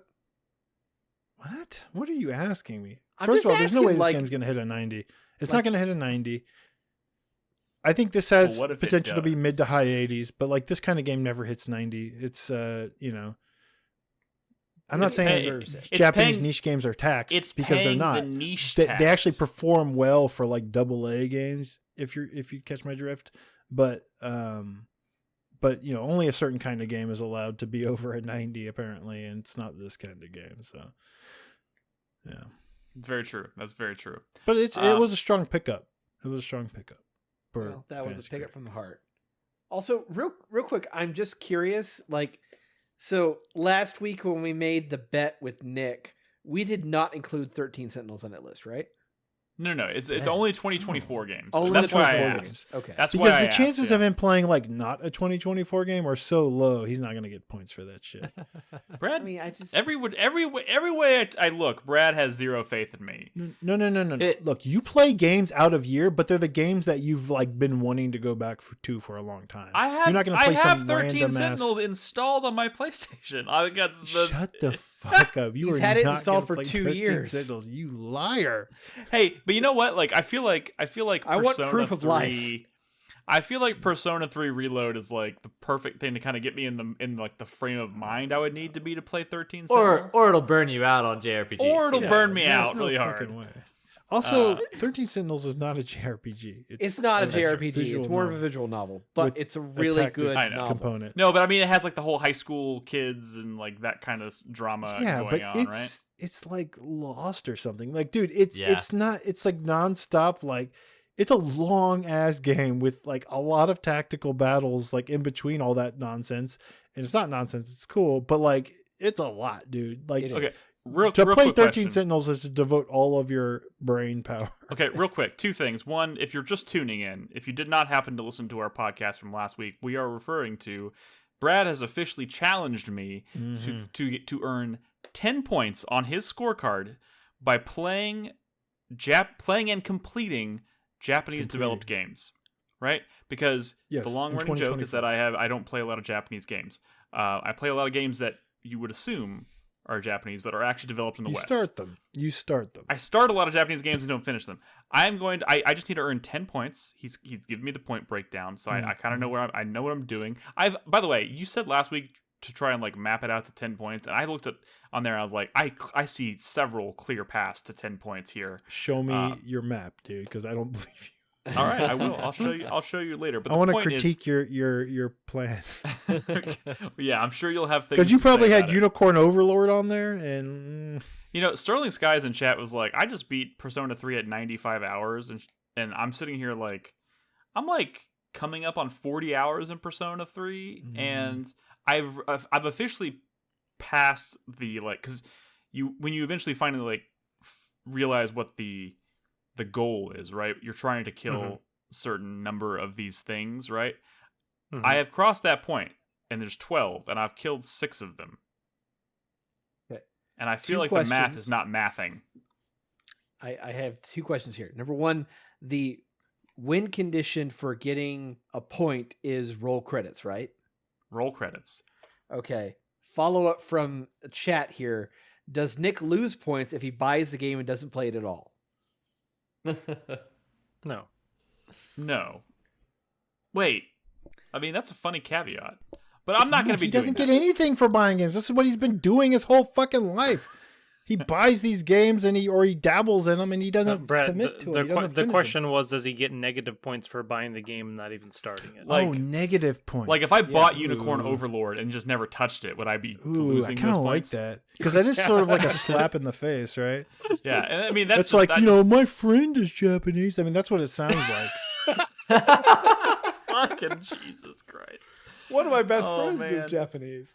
But like to be clear, like he's given me a breakdown of like all the games and what they're worth. Like something obvious like Final Fantasy VII Rebirth that everyone's gonna play regardless. Like I'm clearly gonna play it is like 1 Yeah, point. you get But something points like there. Unicorn Overlord, where I'd be really reaching outside of my comfort zone, is obviously a lot more points. Persona 3 is 5 like points in four points in and of itself. You know, that kind of thing. Hey, dude, all you got to play is Saga Emerald Beyond. 10 points, boom. Crispy's in chat. You're Crispy says he'll just stop telling us what he's bought, and he's like, "That's a good." I will point." give you a Weeb card and laminate it, man. I promise. If you play You know- Saga Emerald Beyond.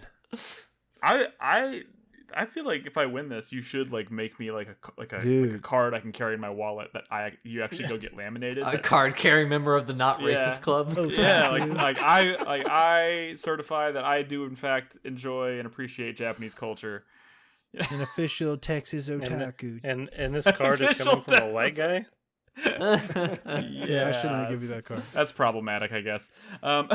Anyways, are we ready to scoot on over to the 4-player minute? Wrap this bitch up. Speaking of Japanese, I just wanted to briefly bring up, because I've not been on the show in a couple of weeks. I did pick up Like a Dragon Infinite Wealth, and I've been playing quite a bit of it. I think I'm around 30 hours. And about over a third, close to a half of that has completely been on Dondoko Island.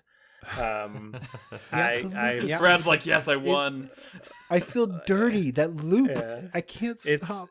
It's really good. It's just like a Stardew Valley or an Animal Crossing, where you have a limited time of the day that you can get stuff done, and then you earn a bunch of stuff, which allows you to do more the next day. And so the next day you kind of want to take your earnings and do more. And yeah, it's definitely a very addictive loop. I will say, Nolan, that I fell into that loop, and it cost me about 20 to 25 hours of my life. And my two regrets are, number one, that the game, once you leave Dondoko Island, it just fucking freezes and no progress happens automatically. So you have to be there for that to happen. Number two, boo hiss. I should have spread out my time, because the further along you get in the game, the more guests you can invite to the island. Mm-hmm. And the more stuff invite you can better unlock. guests. Yeah. So Yeah, I think I'm a 3-star island right now. I don't think, maybe I just hit 4. I'm not sure. I think I might still be 3 though. And so I'm kind of in that debate on maybe I should take a pause on the island for a little bit and go back out into the world. Did you ever get many Sujimon? I've eventually left to get a lot more Sujimon. So that's the thing, is that one of the reasons I want to leave is because I have the farm and I don't have that many Sujimon, and the Sujimon training ground is only the basic one. That's all I have. I'm assuming you get more if you do more Sujimon stuff. Okay, so I need to go do that. And then I also just don't have that many. And so most of mine are already now leveled up. Because it doesn't take very long when they're doing that training. The discrete 4, by the way. That's what they're called. The discrete 4. Yeah, the discrete 4.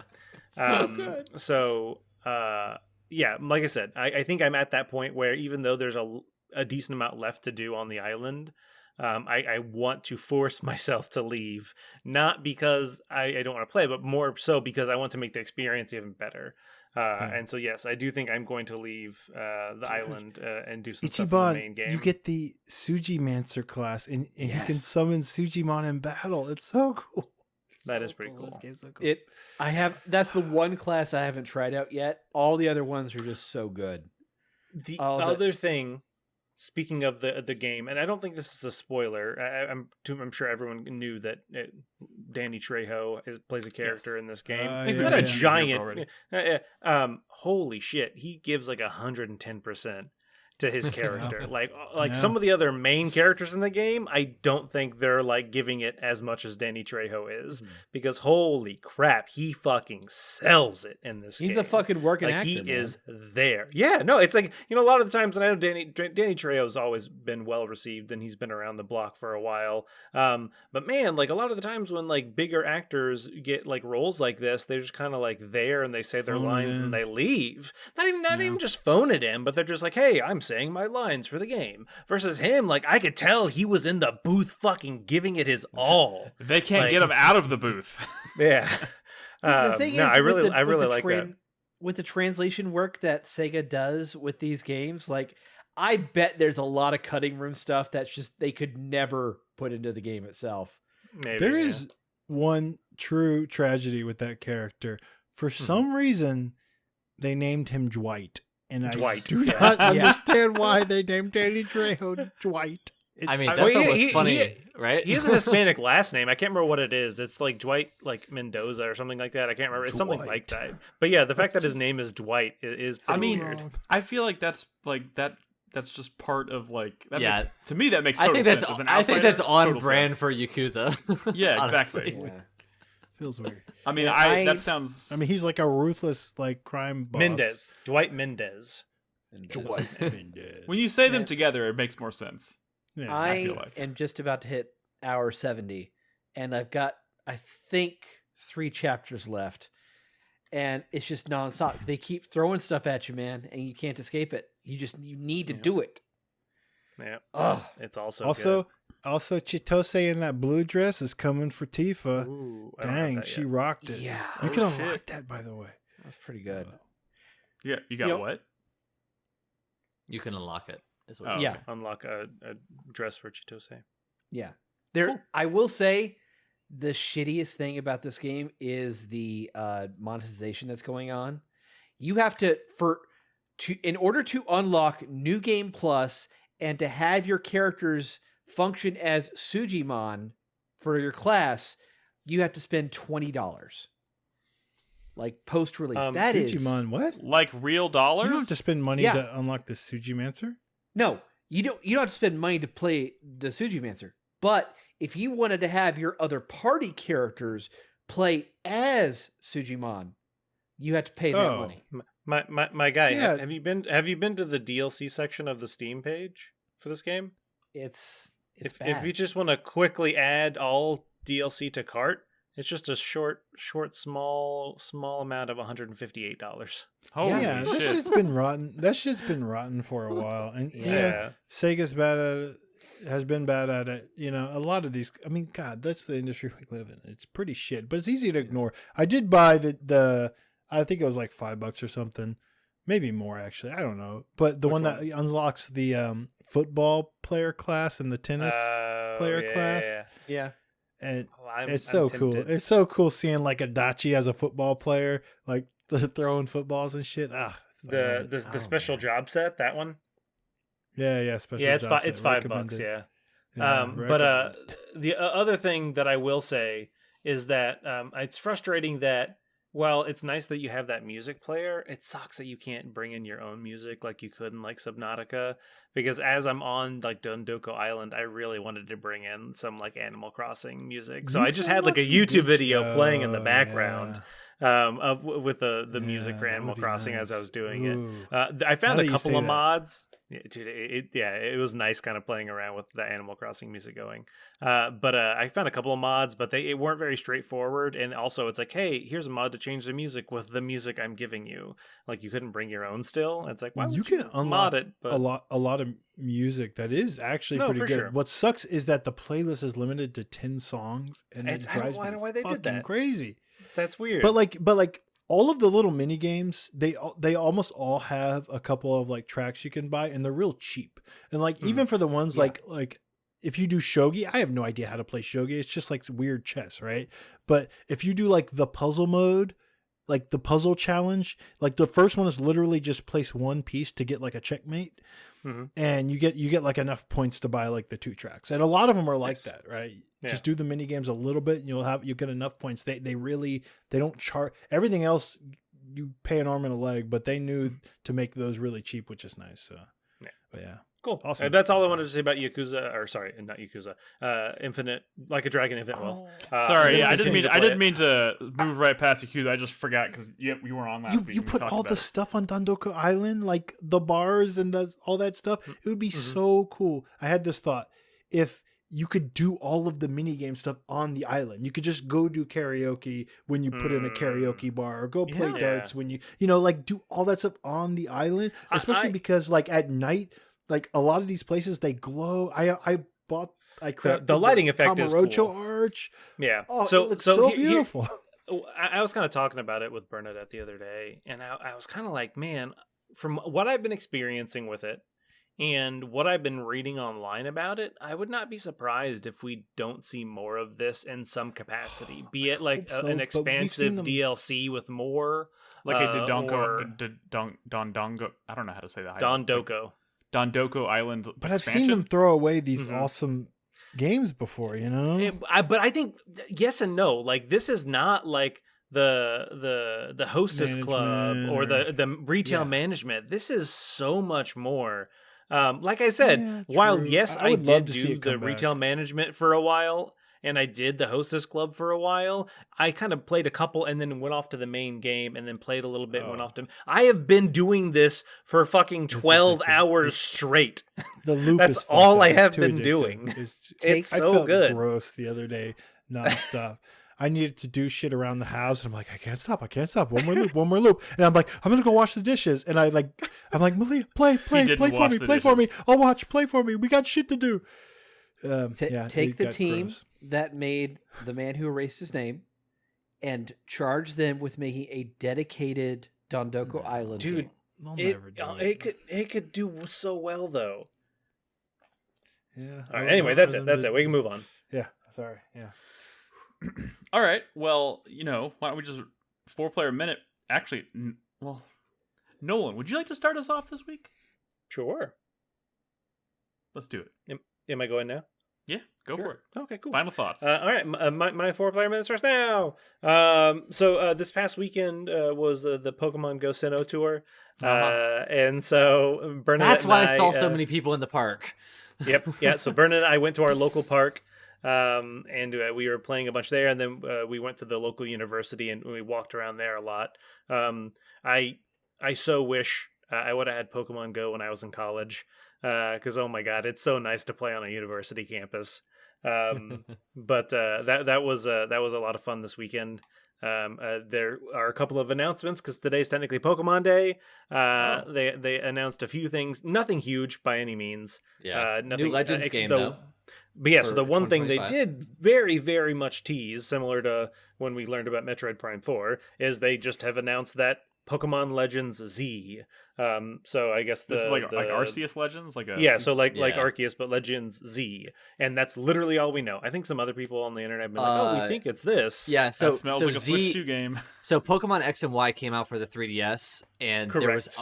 there was never a Z, a third edition of that generation. So that's what they think it's going to be. That's the assumption, and I'm assuming that is the case too. But obviously, like I said, the actual announcement didn't really say much.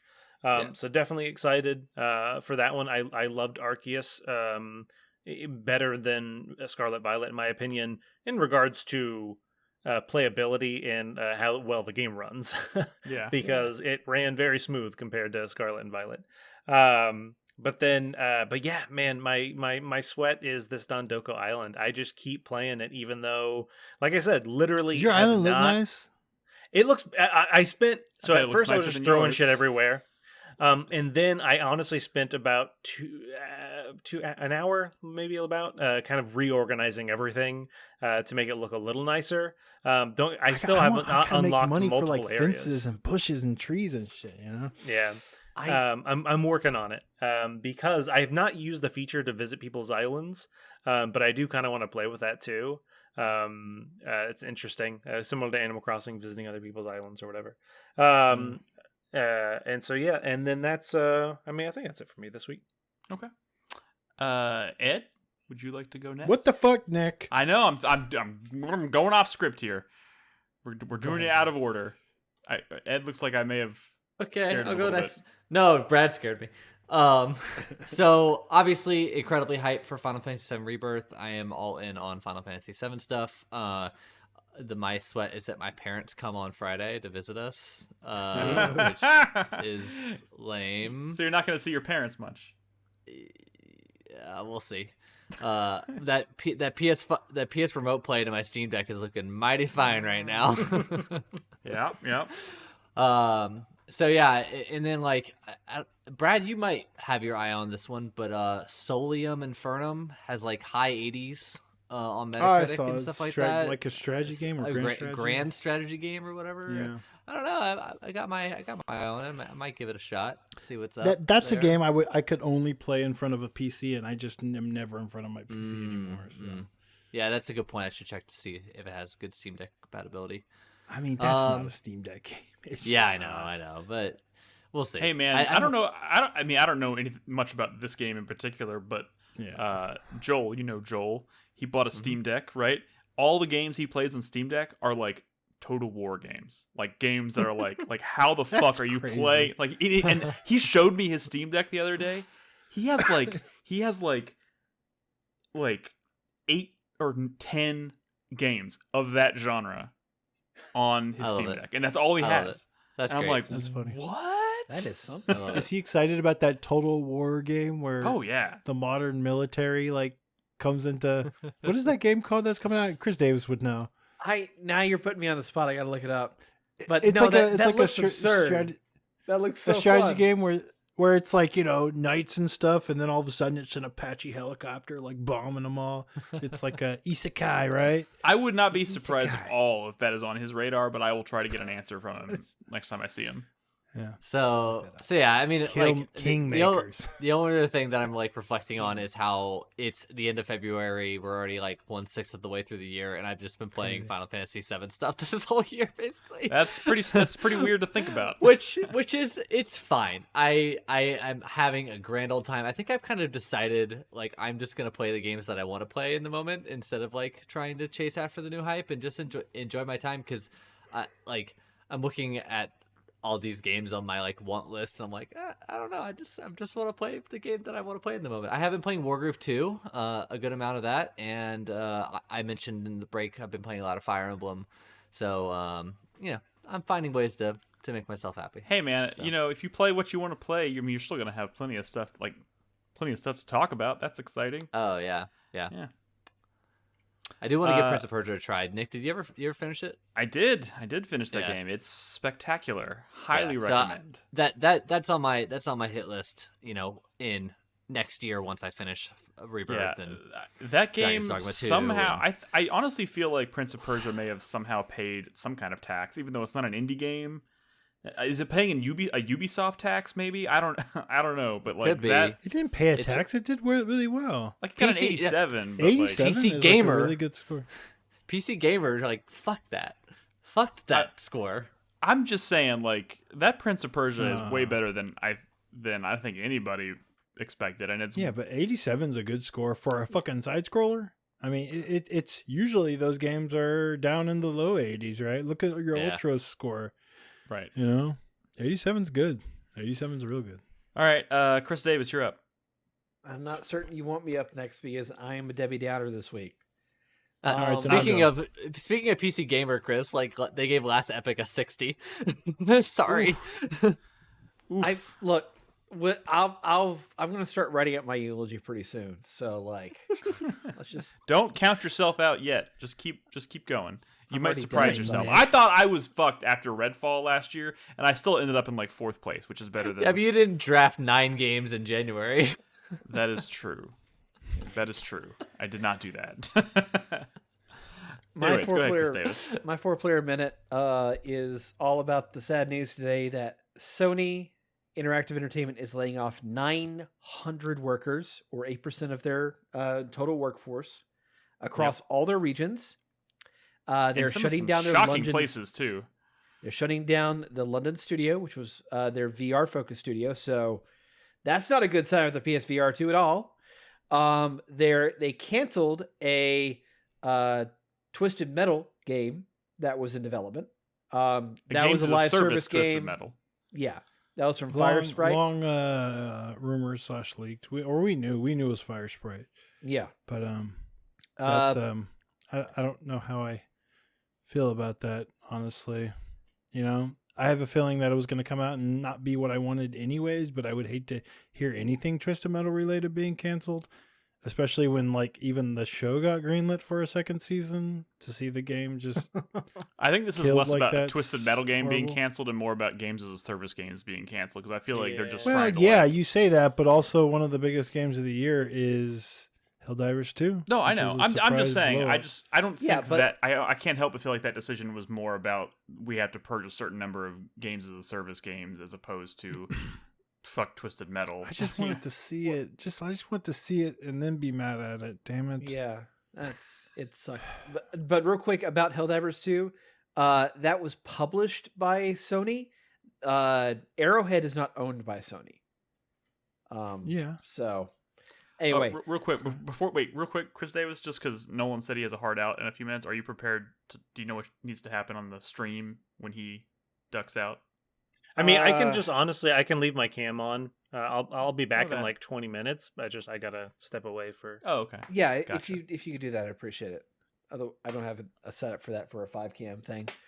So the other part of the layoffs is that they're across all of PlayStation, including Insomniac, Naughty Dog, and Guerrilla.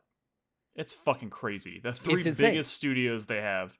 Spider-Man 2 to date has they sold just over canceled a 10 Naughty Dog game, million so. copies, and they're being hit by layoffs. It's What the fuck? I mean, yes.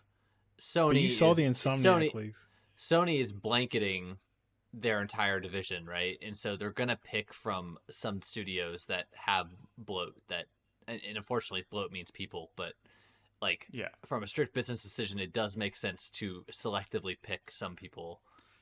Yeah, instead of, from I mean, those studios, it's even the the ones decision that are obviously bad, was like good we have to performing lay off a games. certain amount of people from the company as a whole. So it makes more sense to pick from a bunch of different places as opposed to just hitting certain places harder than others. There's no way around it. It's awful news, obviously. Also, Insomniac was planning some servicey stuff as well, so I could see them maybe have chicaning that stuff. So Yeah.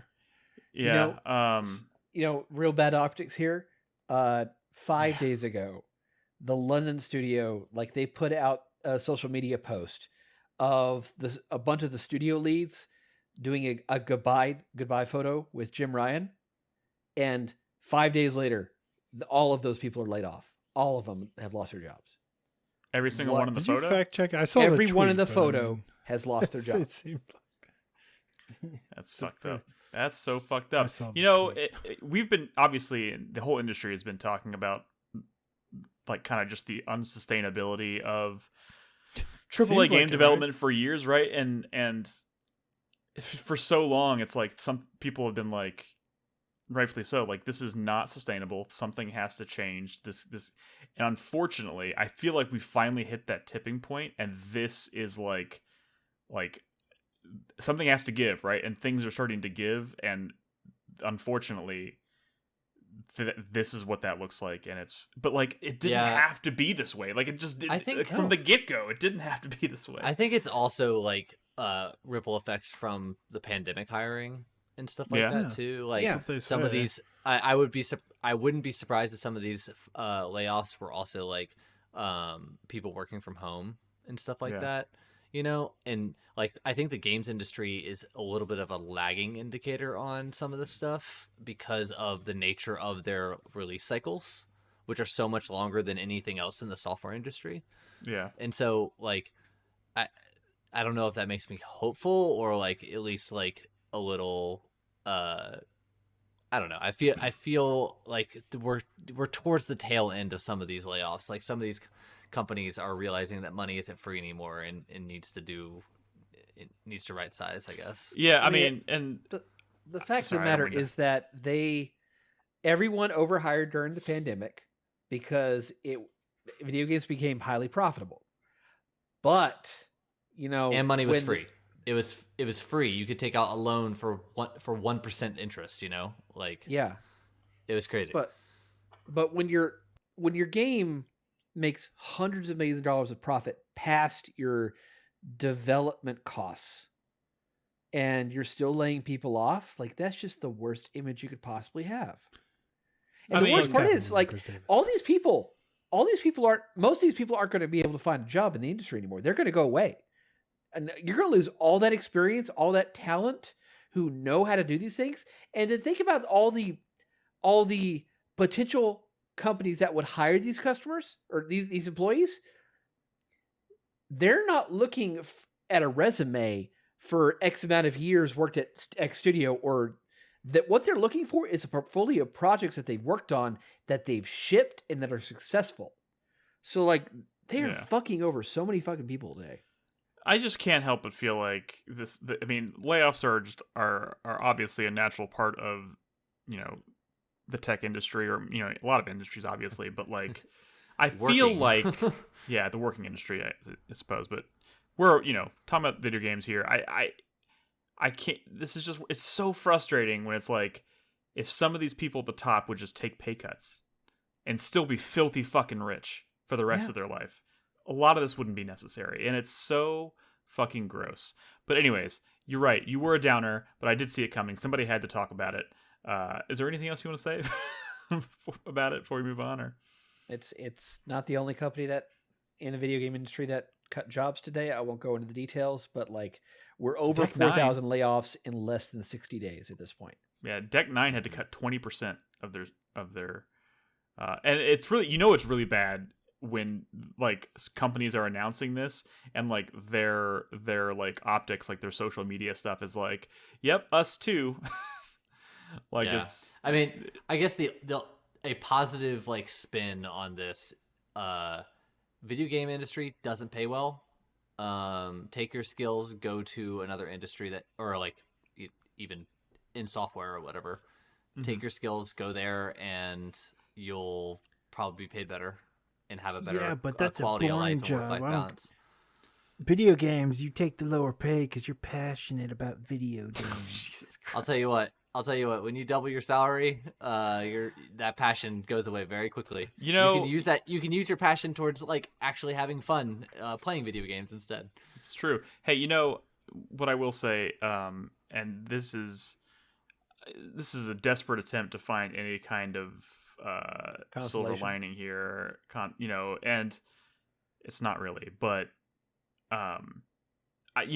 we talk for years about games, like it's just like every game has to be hundreds of hours long and with teams made up of 300 plus people, and it's like if it's not over 100 hours, it's like, why even fucking bother? And I'm hoping that like when the dust settles, we can start to see an actual shift away from that mentality, and like maybe like if a game doesn't cost ungodly amounts of money to make, but still like just look at the amount of amazing quality games that are in the indie space that are not these 100-hour experiences, and see how much value is there. Like if you put your effort into making AAA games that are smaller and focused, I think that's shaking out though. Like I think you're right, Nick. I think like Prince of Persia being an example of a game that like exactly is, like definitely more in the AA, like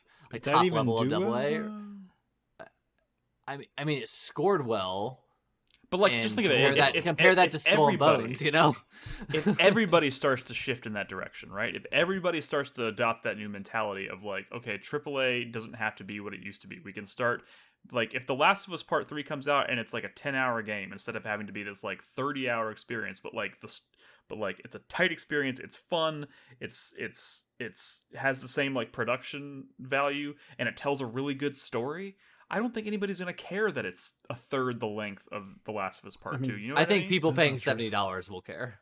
Yeah. But then again, but if like you that- also start to shift this way, you can maybe start not charging. Like if you're not spending as much to make the game, one, you can charge less for it. You can probably produce more. Like if you're not making a game of that scope, you can probably produce, twice as many games in the same amount of time with smaller teams working on multiple projects and not spending nearly as much money. Like there are ways to revolutionize the way games in the industry are made, and it seems like the people at the top don't want to make those adjustments. And at some point, something was going to have to give, and I feel like we're starting to see that. And I only hope that we don't lose too much talent permanently in this industry, and people find their footing, and hopefully we can eventually start to see some positive change. No, the publishers and developers in the industry, they do want to increase their tool sets and ways to make games faster, cheaper, and better. The problem is that the pursuit of that these days tends to be at the cost of their human capital. I hate to say it, this is an enormous fucking topic for a 4-player. That's true. Sorry, moving right along. Brad, what's your 4-player minute? Not to outdowner Chris Davis. Oh God. But I'm going to outdowner Chris Davis.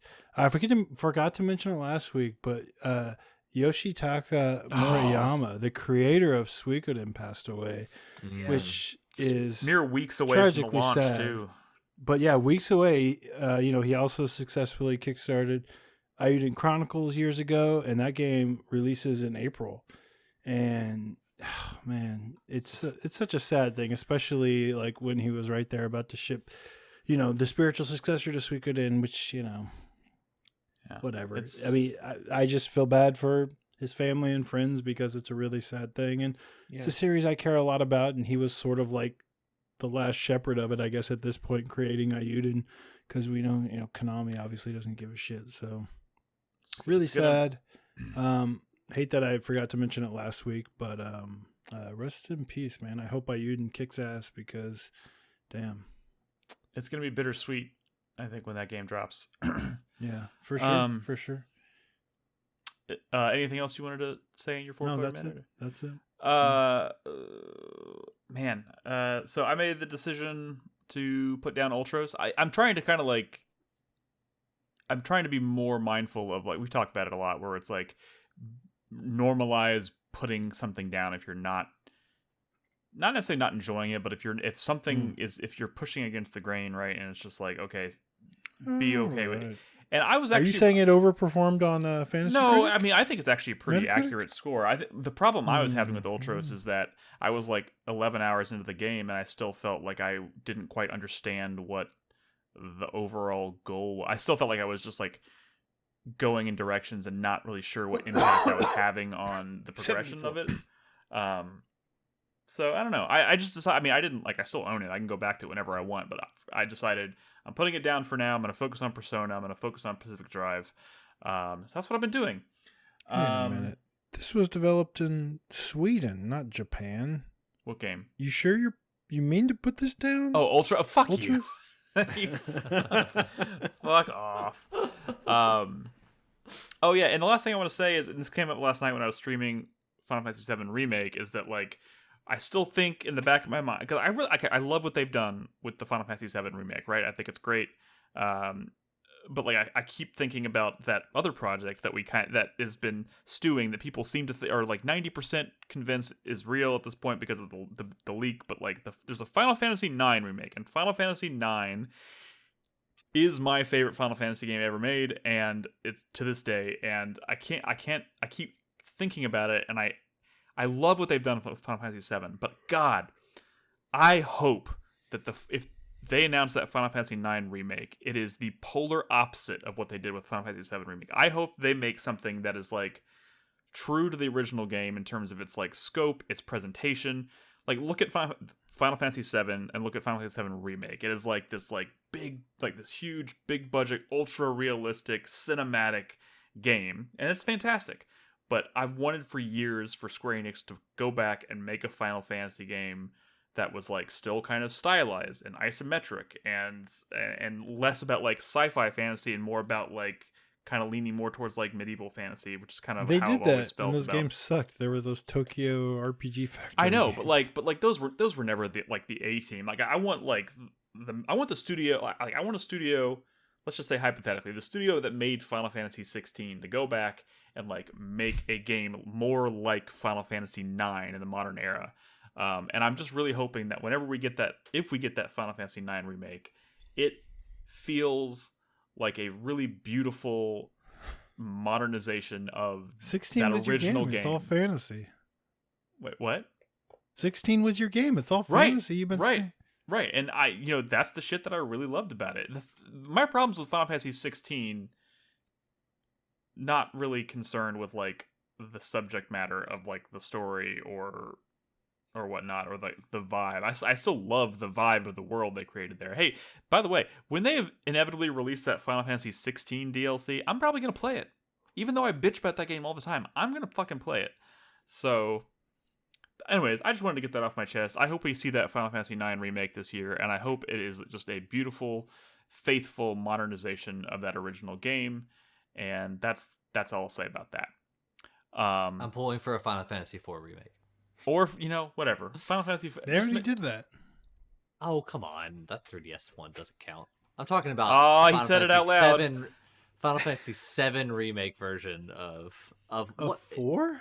A 4 or 6. I mean, everyone's going to say 6, right? Whatever. Everybody's Fuck going it, to say 6, for sure. Sorry that I have a soft place in my heart for 4. There are many ways to remake something, and they've done something incredible with Final Fantasy VII. I just want them to go in a totally different direction for whether it's 6, whether it's 9, just I want them to go to the polar opposite end as far as the general approach, and I think that'll be really cool.